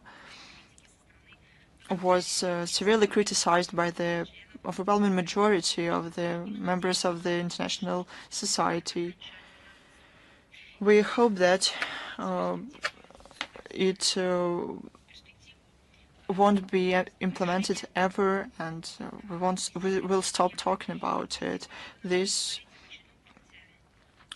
yet again, we can state the mass deaths of civilians, including journalists, in the Gaza Strip. One more tragedy took place on August 25th. According to the information that we have, following the Israel strikes on the medical complex in the south of Palestine, at least 20 people were killed. They included 5 media representatives, as well as patients and doctors. We express condolences to relatives of those killed. Any actions that harm civilians, including journalists, are seriously violating the international law. We want this conflict to be settled through political and democratic means. The second part of the question: almost 250 journalists were killed. Are you telling this to us, to the country, that every day talks about our journalists being persecuted? Tell this to other countries. We support we fight for the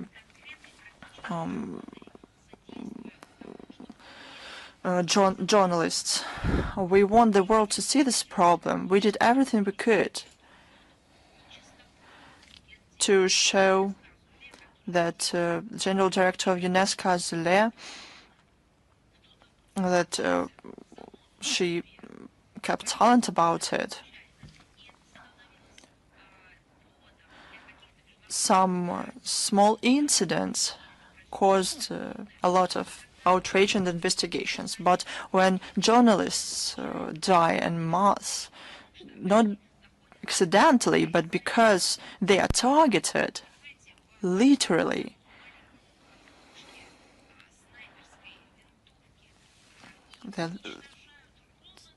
And they are killed so they cannot share the truth. No one talks about this, so you shouldn't tell us how this topic should be treated. We commented on the deaths and other accidents and aggressive willingness to destroy, to erase, to wipe out the media in the context of the Middle Eastern conflicts and in other parts of the world. Yesterday, we had the funeral of Kirill Vyshinsky. He was abused. He did not fall victim to this, but the fact that they harmed his health significantly is a fact.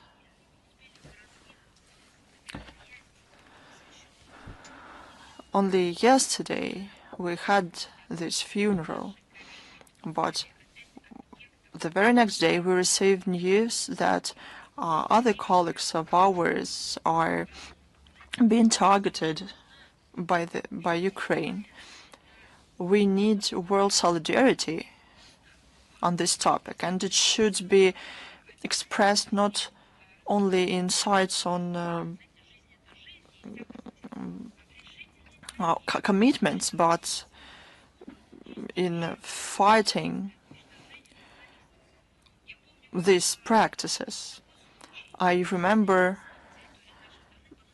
how small accidents, like personal arguments or something like that, became parts of the reports of the international organizations. We as a country were asked about it. A monument to Daria Dugina was opened recently. She was a great journalist fighting for the truth and freedom of speech.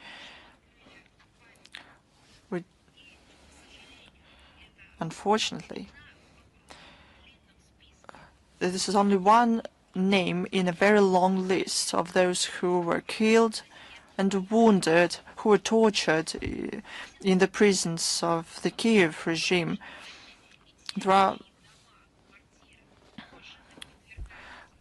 They are being attacked, their houses and cars are being attacked by the Kiev regime. And the Kiev regime does not hide it. I'm not talking about marginalization, non-granting visas for international events. I'm sorry, but I take it very close to heart. Kirill Vyshinsky was in the Ukrainian prison. This person, as it was said yesterday, wanted to stay there after he was liberated, to continue fighting legally. He sincerely loved Ukraine, the people of Ukraine. He believed in the future of Ukraine. And he believed that it's not the Ukrainian people who was to be fought, but with nationalists and blatant bandits who commit impunity, including in the media sphere. But what's of it? He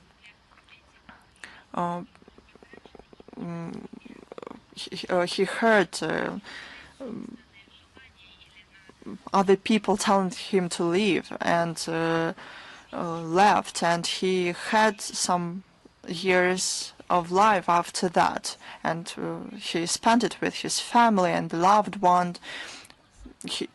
He did it to help others, to become the voice of the truth about what is going on there. So please ask this question to other countries. You are from Turkey. Ask officials in Ankara. So we oppose this together. We know what it means when journalists are killed, and we talk about it every day. We don't do exceptions to anyone. Unfortunately, the world and the Western countries in the first place changed their policies. For several decades, they had been talking that journalists is a sacred profession that should be protected, and journalists should have access to the information and so on. But now they don't want to see that even because of their profession, journalists are targeted. I'm sorry, but it's a very personal topic to us. Let's move on. Is Almaidin with us? Good afternoon, Madam Zakharova. We have one question. In your interview following the working visit to Washington, President of France, Macron, said and called Russia as predator, and at the same time he expressed his huge respect, and I quote, to the Russian people, its history, its cultural traditions and history. What is your comment on this stance of the French president? Oh, the French president, I didn't hear you well. The French president. As you know,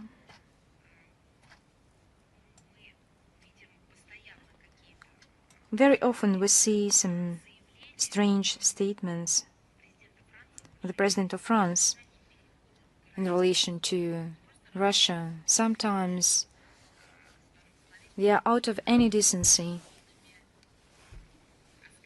and become just insults of Russia and its people. I cannot even make jokes on this, because it's not just about some jokes. It's more about the crisis in Ukraine, provoked mainly with the active participation of Macron's predecessors, I mean the previous presidents of France, which acted actively in the coup d'etat of Ukraine. It watched how the Kiev regime, on the French political funds and other kinds of support, political support, I'm talking about political grants, and how Kiev was shaping a quasi-state, completely illegitimate state, amid the state and the relics of the state that was completely destroyed by the West. The French ambassadors called to disobey the current regime and to dishonor the election regime, which was called as the Orange Revolution. And during the second Maidan and coup d'etat, they called to topple the government. And these were the French presidents. And that's they who can be called as predators. And if we are talking and meaning these notions, talking about such insults, and I think here we can say about predators that eat some dead tissues. Because if they want the Ukrainian citizens die because of the arms supplied by the West, and then they get all the benefits from it, that's an ideology of all those animals who eat dead animals. But when our country, we hear some insults to our country, then please stand with your words.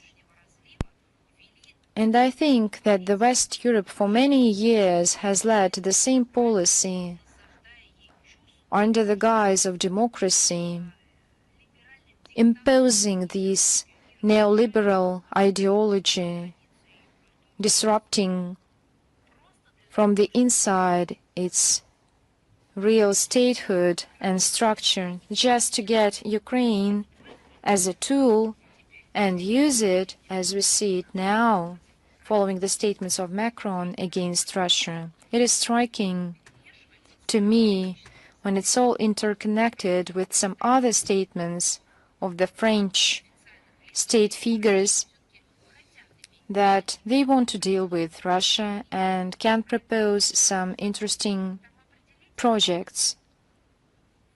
I can tell you, please define on which side you are. Do you think that Russia is a predator, or is it a state you want to deal with? Maybe in the future or somewhere in the future. At least I want that they have a clear understanding and that they speak with one voice.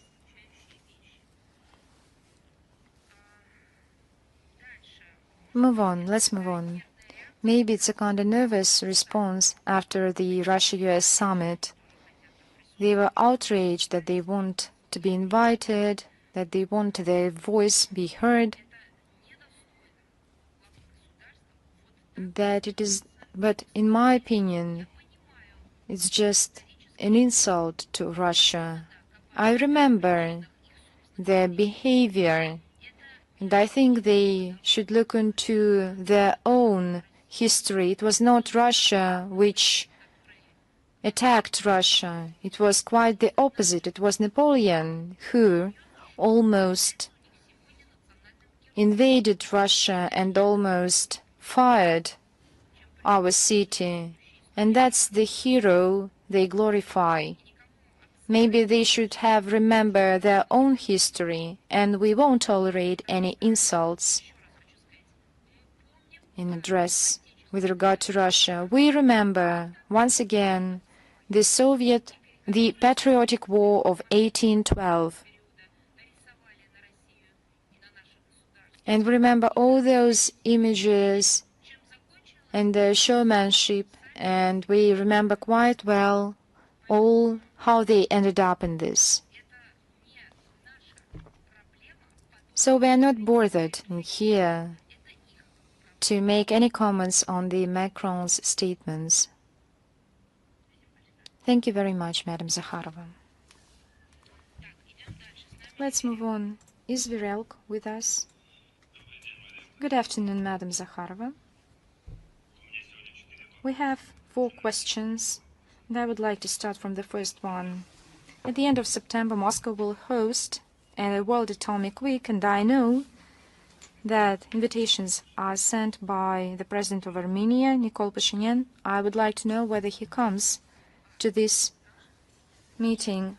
I'm confused that you ask this question to me. I think you should have addressed this question to Armenia. I can say that Russia has done a great deal of work to prepare.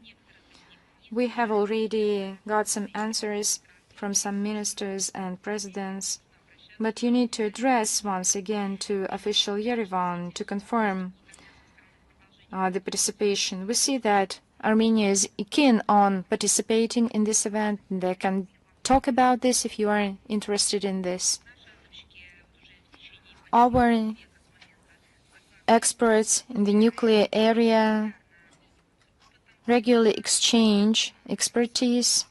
Right now, Rosatom, along with Armenian experts, are sorting out as to how to prolong this exchange. We understand that the partners have a responsible approach to this.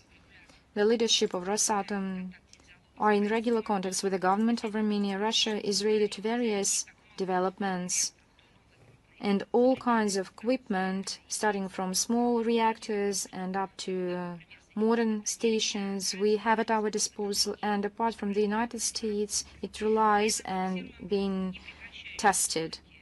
We also take note of hostile attempts of the West to discredit the Russia-Armenian interaction in the nuclear area. I would like to bring your attention to these unjustified assertions that the current nuclear station in the Republic can be decommissioned, and that's kind of fake. And the second one, there were attempts in the mass media stating that this nuclear power station threatens security. I would like to recall that this nuclear power station was constructed with due consideration of the peculiarities of the location of this power station. And AIEA confirmed the reliability and safety of this station, so all experts have a clear understanding of what is happening on behalf of the West, who are disseminating propaganda, saying that nuclear industry is a weak point. My second question. Last week, the Deputy Prime Minister Alexei Overchuk visited Armenia, and he said that he wanted to discuss some points, bilateral points, and during this visit and talks with the Prime Minister of Pashinyan and Deputy Prime Minister, whether they achieved and got the answers to the questions, and as to our joining the EU and Armenia obligations and any other agreements related to the dealings with the United States. On an everyday basis, but regularly, of course, there are statements from various states, state bodies, stating they are going to join the EU or not. Let us leave it as put aside.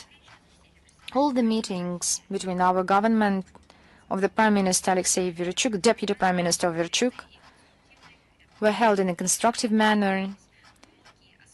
Many aspects of economic cooperation were touched upon, both bilateral cooperation and in the framework of the Eurasian Economic Union. Especially, they discussed some exchanges in the food industry.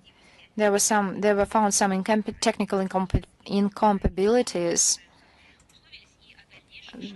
The experts also agreed on further steps in terms of bilateral cooperation, and this conversation showed that Armenia is keen on speed up the integration in the Eurasian Union, which is in line with the stability issues.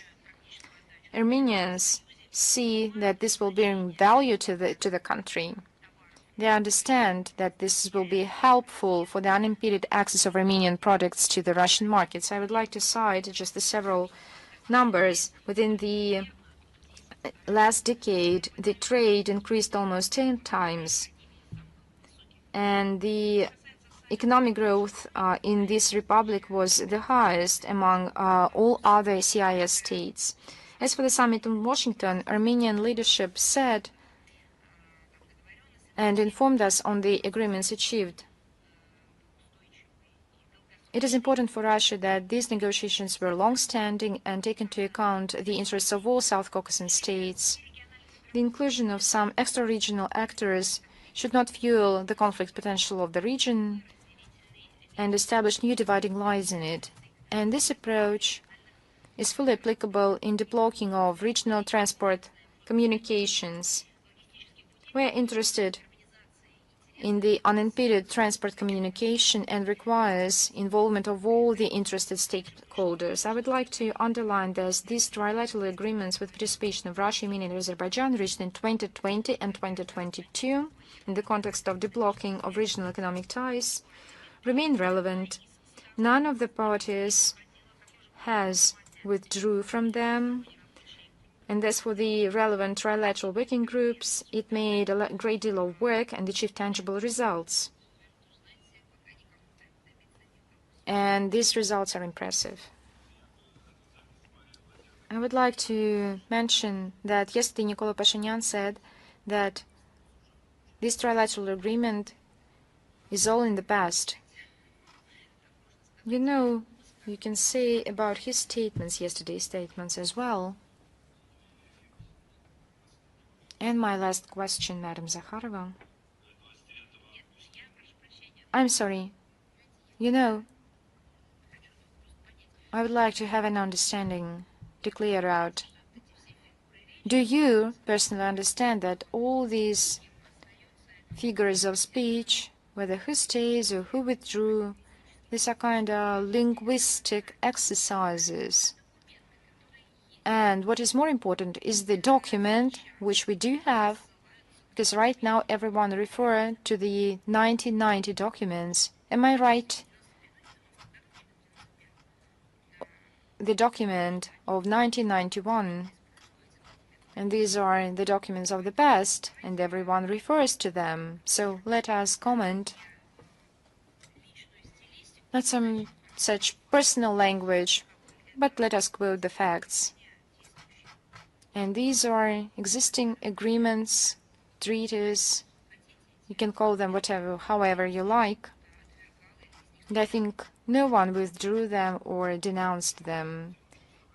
In order to continue these trilateral agreements, Madam Zakharova, recently, after your summit, the experts who are closely related to Armenian authorities promote the idea that allegedly the current agreements with the participation of the United States do not provide for the extraterritorial character of communication, apart from the proposals made by the Russia. They even say that the Russian border control authorities said that such communications should be restricted. Do you think that is true, whether the Russian side proposed a kind of a road through on this territory?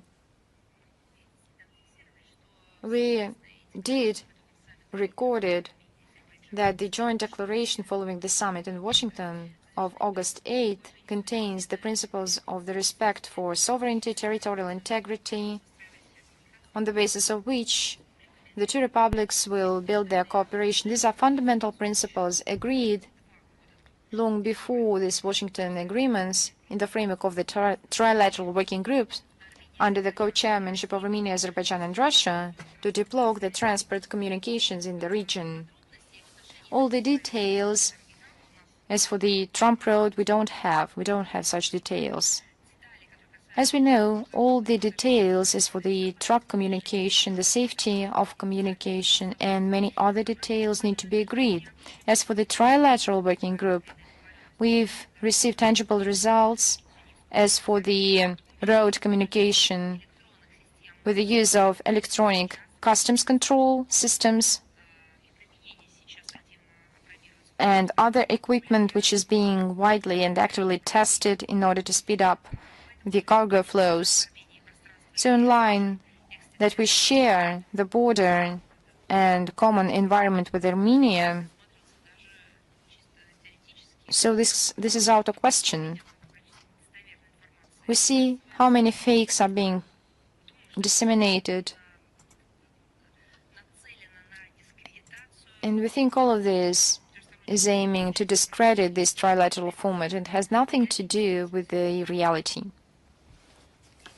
And my last question, Madam Zakharova. On the 29th of August,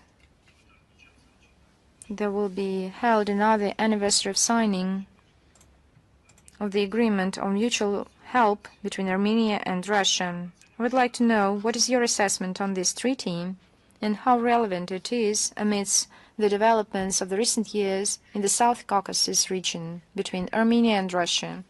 I would like to first and foremost to congratulate our fraternal state with this anniversary. We attach significant importance to this document, comprehensive document. It establishes the principles and priorities for our cooperation, of our interstate relations, and defines modalities of our bilateral cooperation practically in all areas.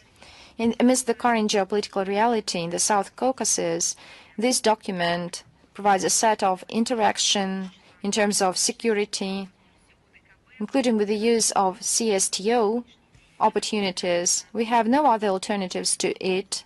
I mean, alternatives to this organization. We have repeated that we stand ready to talk with the Armenian side in order to speed up our obligations amid the current circumstances. The treaty also specifies the strengthening of trade and economic ties, especially on the consistent deepening of economic integration, work of the creating favorable conditions for the work of investment cooperation, the mutual protection of intellectual property, and transport and logistics systems. And we have already talked about the delegation headed by Mr. Averchuk, who visited Yerevan the other day, during which it was discussed in detail all the tracks that would provide impetus and strengthen our cooperation, the EU format as well. I would like to mention separately that the document focuses as well on the intention to expand our cultural humanitarian interaction, which is aimed to bring together our peoples who share common history, common values, and common culture. And we are looking forward to large-scale Days of Culture of Armenia in Russia, and they will be held this October. We have plans to jointly celebrate important historic events, and we have mentioned on many occasions that Russia appreciates multifaceted relations with Armenia, and we are committed to develop this, along with the strengthening of the multipolar world, shows that further development of our ties of friendship between our countries meets the interests of our two nations. It is in line with the security in South Caucasus as well. Thanks to you. Is Tavria with us? Good afternoon, Madam Zakharova. We have a question about Germany. Friedrich Merz said that Germany cannot support the current social system of the country. The Germany, however, is still one of the key sponsors of Ukraine. De facto, Germany wants to cut down the social guarantees and to reroute this money to the war. In your opinion, isn't this a betrayal of the German people from their own chancellor? I think that I'll add something I already mentioned. There's no need and no way to look for some kind of logic here. It is very difficult to look for a black cat in a black room, especially when it's not there. What kind of logic is this? It seems that they represent Germany, its own country. It is difficult to imagine that they act in opposition to their interests. But I have a feeling that it's like a performance. There are actors who play their roles from other plays. The only thing that unites them is their hatred towards Russia. But they have their own countries, their own peoples. They have to love them. It is impossible to eradicate the hatred towards countries, but they are elected, so they love their countries. This is the first task, but I have a feeling as if nothing unites them besides hatred towards Russia. Personally, it's a pity to see what happens to the efforts of several generations of Germans who worked to reestablish their country after the war. We cannot but note that it is Chancellor Merz who started this process, but his historic mission is seemingly to bury his own country. Let us leave this with the Germans. They vote, they choose. It is their country, it's their choice. It is up to them to work it out. We remember the history, we know the root causes of the modern problems in Europe. We'll do everything we can so that their moral, economic problems and other types of problems aren't our problems. As it happened, more than 19 years ago. We will protect ourselves and secure ourselves from this. Recently, I was told by a German journalist, when are you going to wake the Germans up? And I said, you know, our ancestors once did that. Now it's up to you to do it. Do you have any more questions? No, thank you. Is the author E with us? Good afternoon, Madam Zakharova.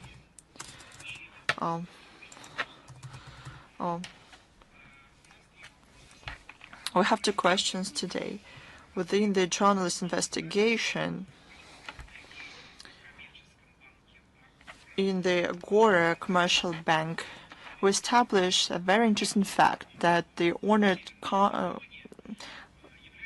Council of the Macedonia is a member of the Committee of the State Council of the Republic of Tatarstan on ecology, use of nature, and agricultural policy, Salih of Iraq.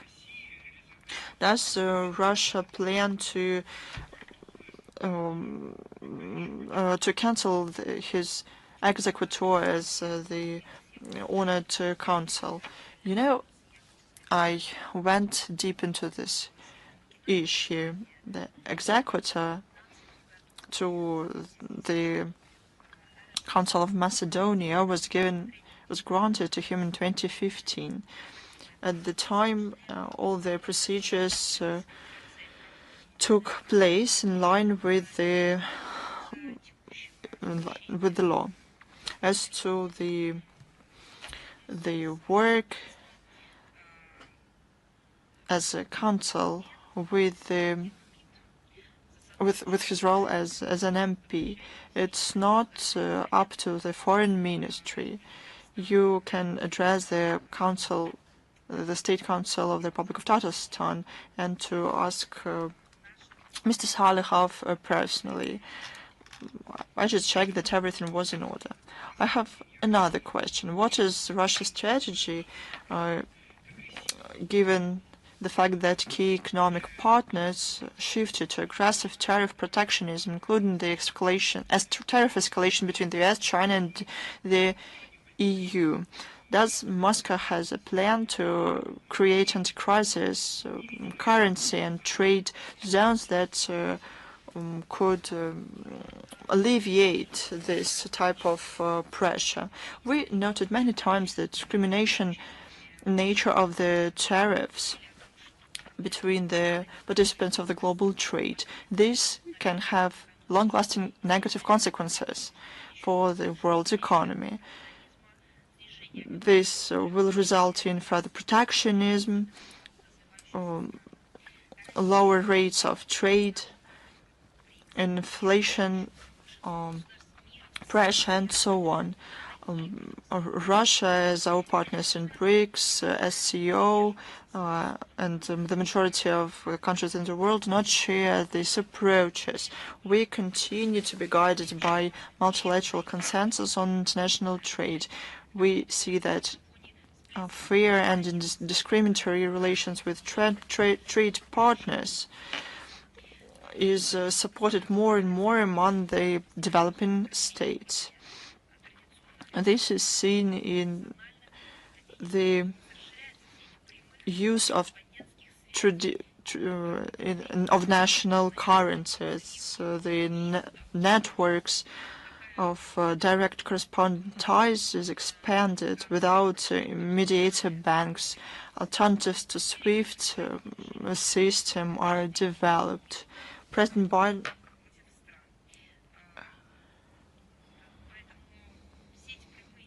all these direct correspondent ties, that circumvent mediator banks are used.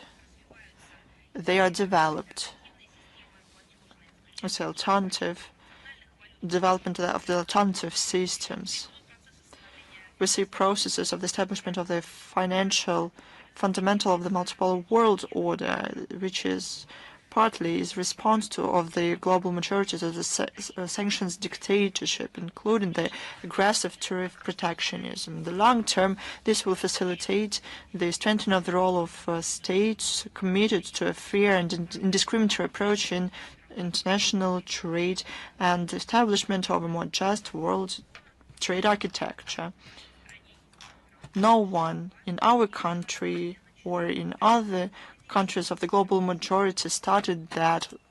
No one wanted to wage these trade wars, but as we have them anyway, they are waged against us. We will respond to this, and we learned to do that. Thank you very much. Thanks to you. Is the Posselskaya жизнь with us? Good afternoon, Madam Zakharova. Good afternoon. Good afternoon, colleagues. The Posselskaya жизнь. I have two questions. The first one. On the peak of victory in Kyrgyzstan, an Italian alpinist, Nicosia, died tragically. He tried to save Russian alpinist Natalia Nagovitsina. This case sparked huge public response in both countries. The question, how does the Russian Foreign Ministry see this act of heroism and courage of the Italian citizen? What can you say about the current state of Russia-Italy relations amid this personal tragedy and the general geopolitical situation? First of all, I would like to say that right after we received information about what happened,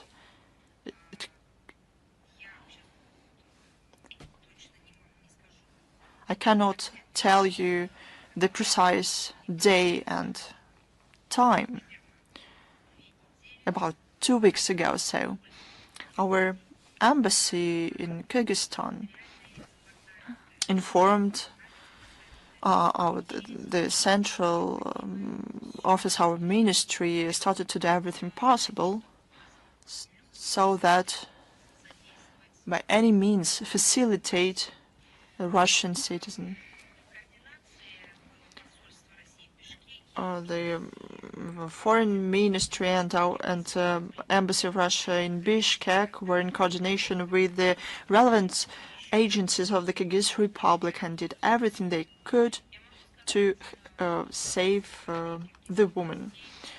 We saw the equal willingness from the Kyrgyz agencies to settle the situation, to help the woman.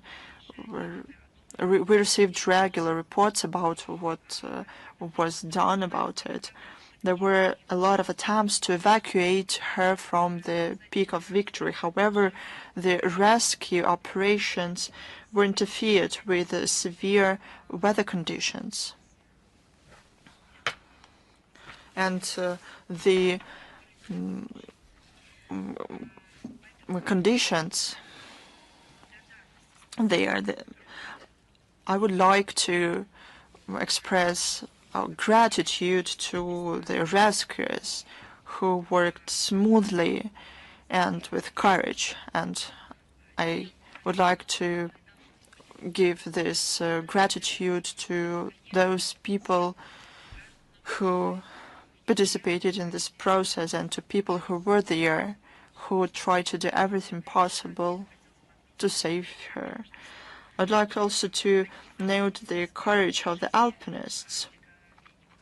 They, with risk to their lives, including the citizen of Italy, it was not even risk to his life, it was he gave his life for this. They supplied with food, with all the necessary things. Unfortunately, the Italian citizen died while living. These are conditions. The situation is followed by people all over the world, and it was very difficult to read.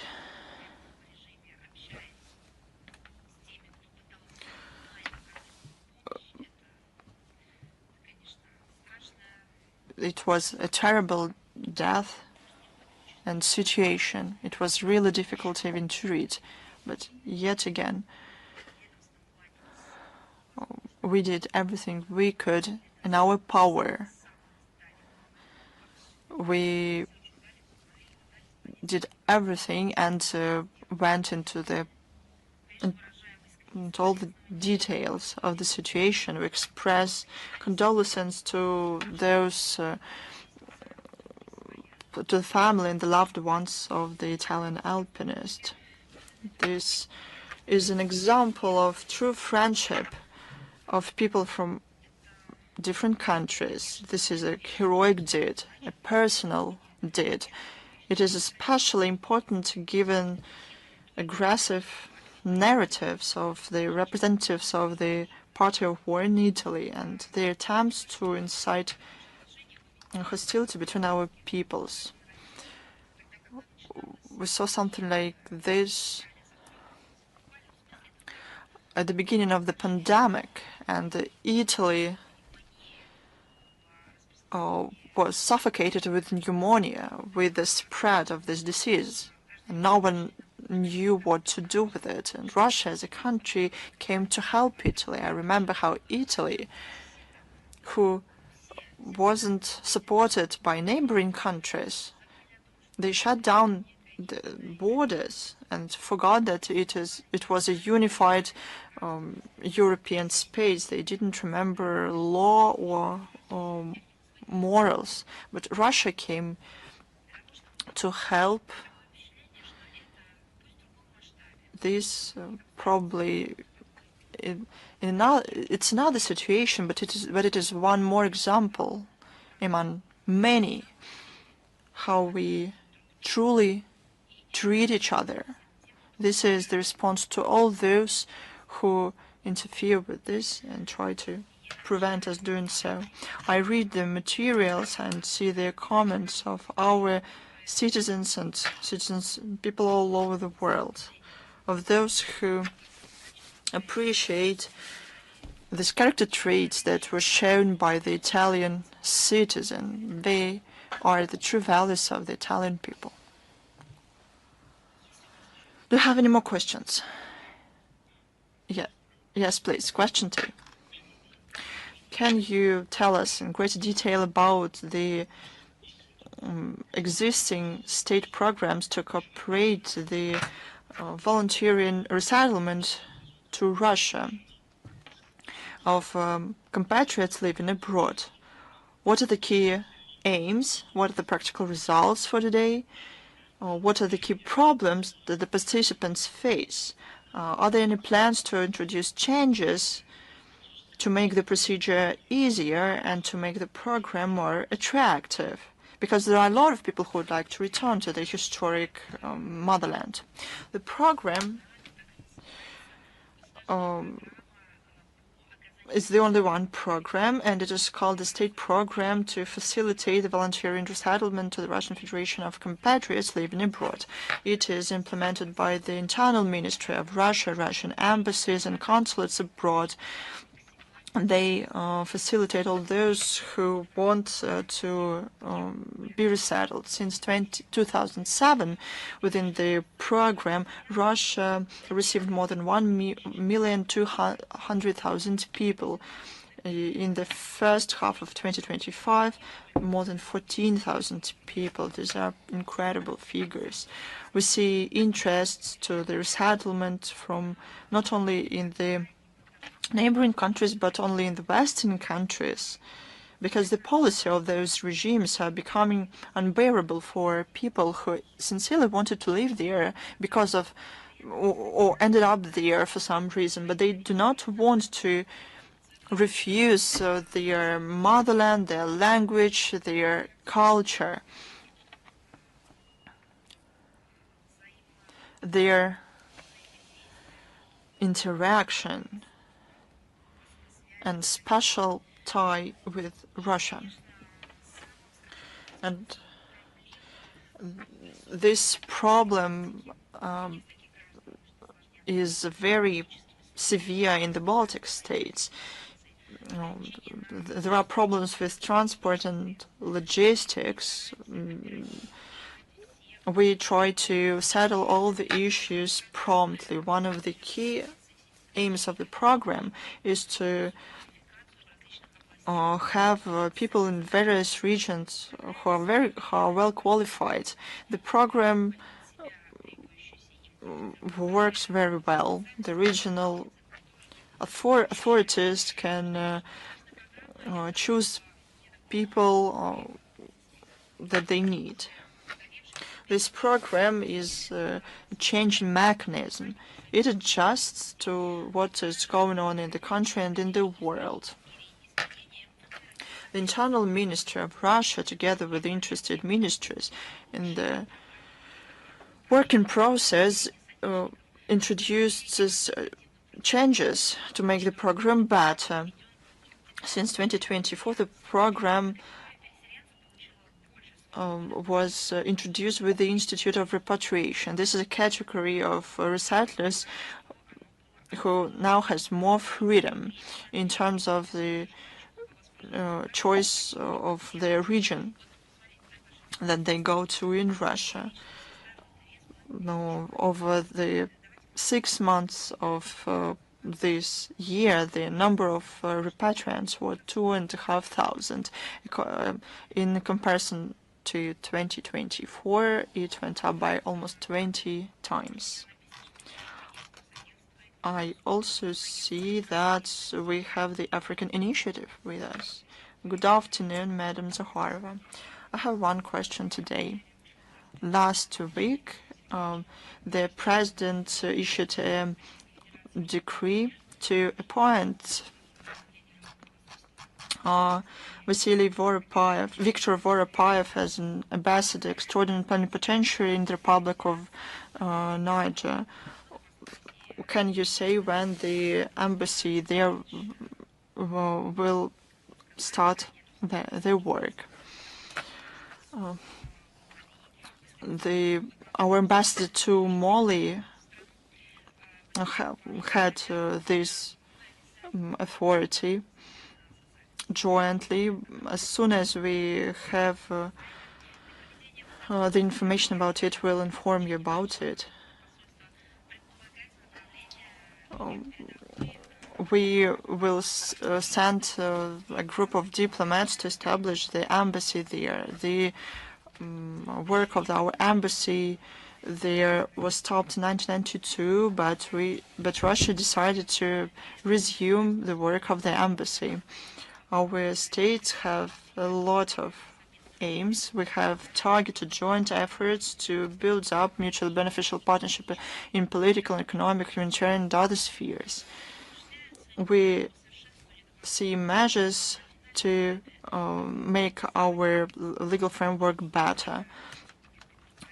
We are finalizing the text of the agreement on the establishment of Russia-Niger Intergovernmental Commission on Trade, Economic and Scientific and Technical Cooperation. This format is aimed to facilitate the practical project in business, to make the coordination between the interested agencies and companies more effective. We hope that our mission will help intensify contacts at the various levels between our capitals. Thank you. And I would like to clarify, just in case, do we have any other questions I have not answered yet? Arruda.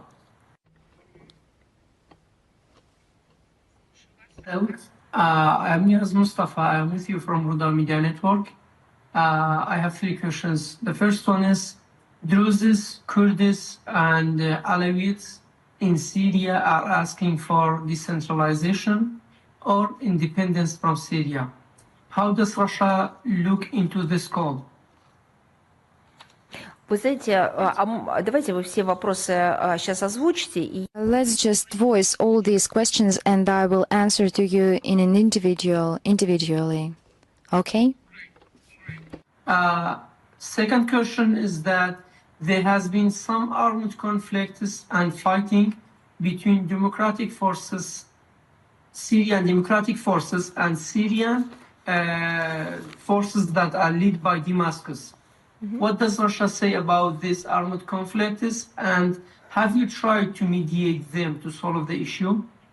The third question is that Turkey has started its attempts to end its war against the Kurdistan Workers' Party. How does Russia look into these attempts, and how do you think this process will affect Syrian situation? Thank you. Да. Is that all? Okay, great. I will prepare the answers and transfer it to send it to you directly. Okay. Okay, thanks. Thank you so much. Thank you. Если еще у нас If you have any other questions, if no, then I say goodbye. I wish you the best, all the best. Thank you.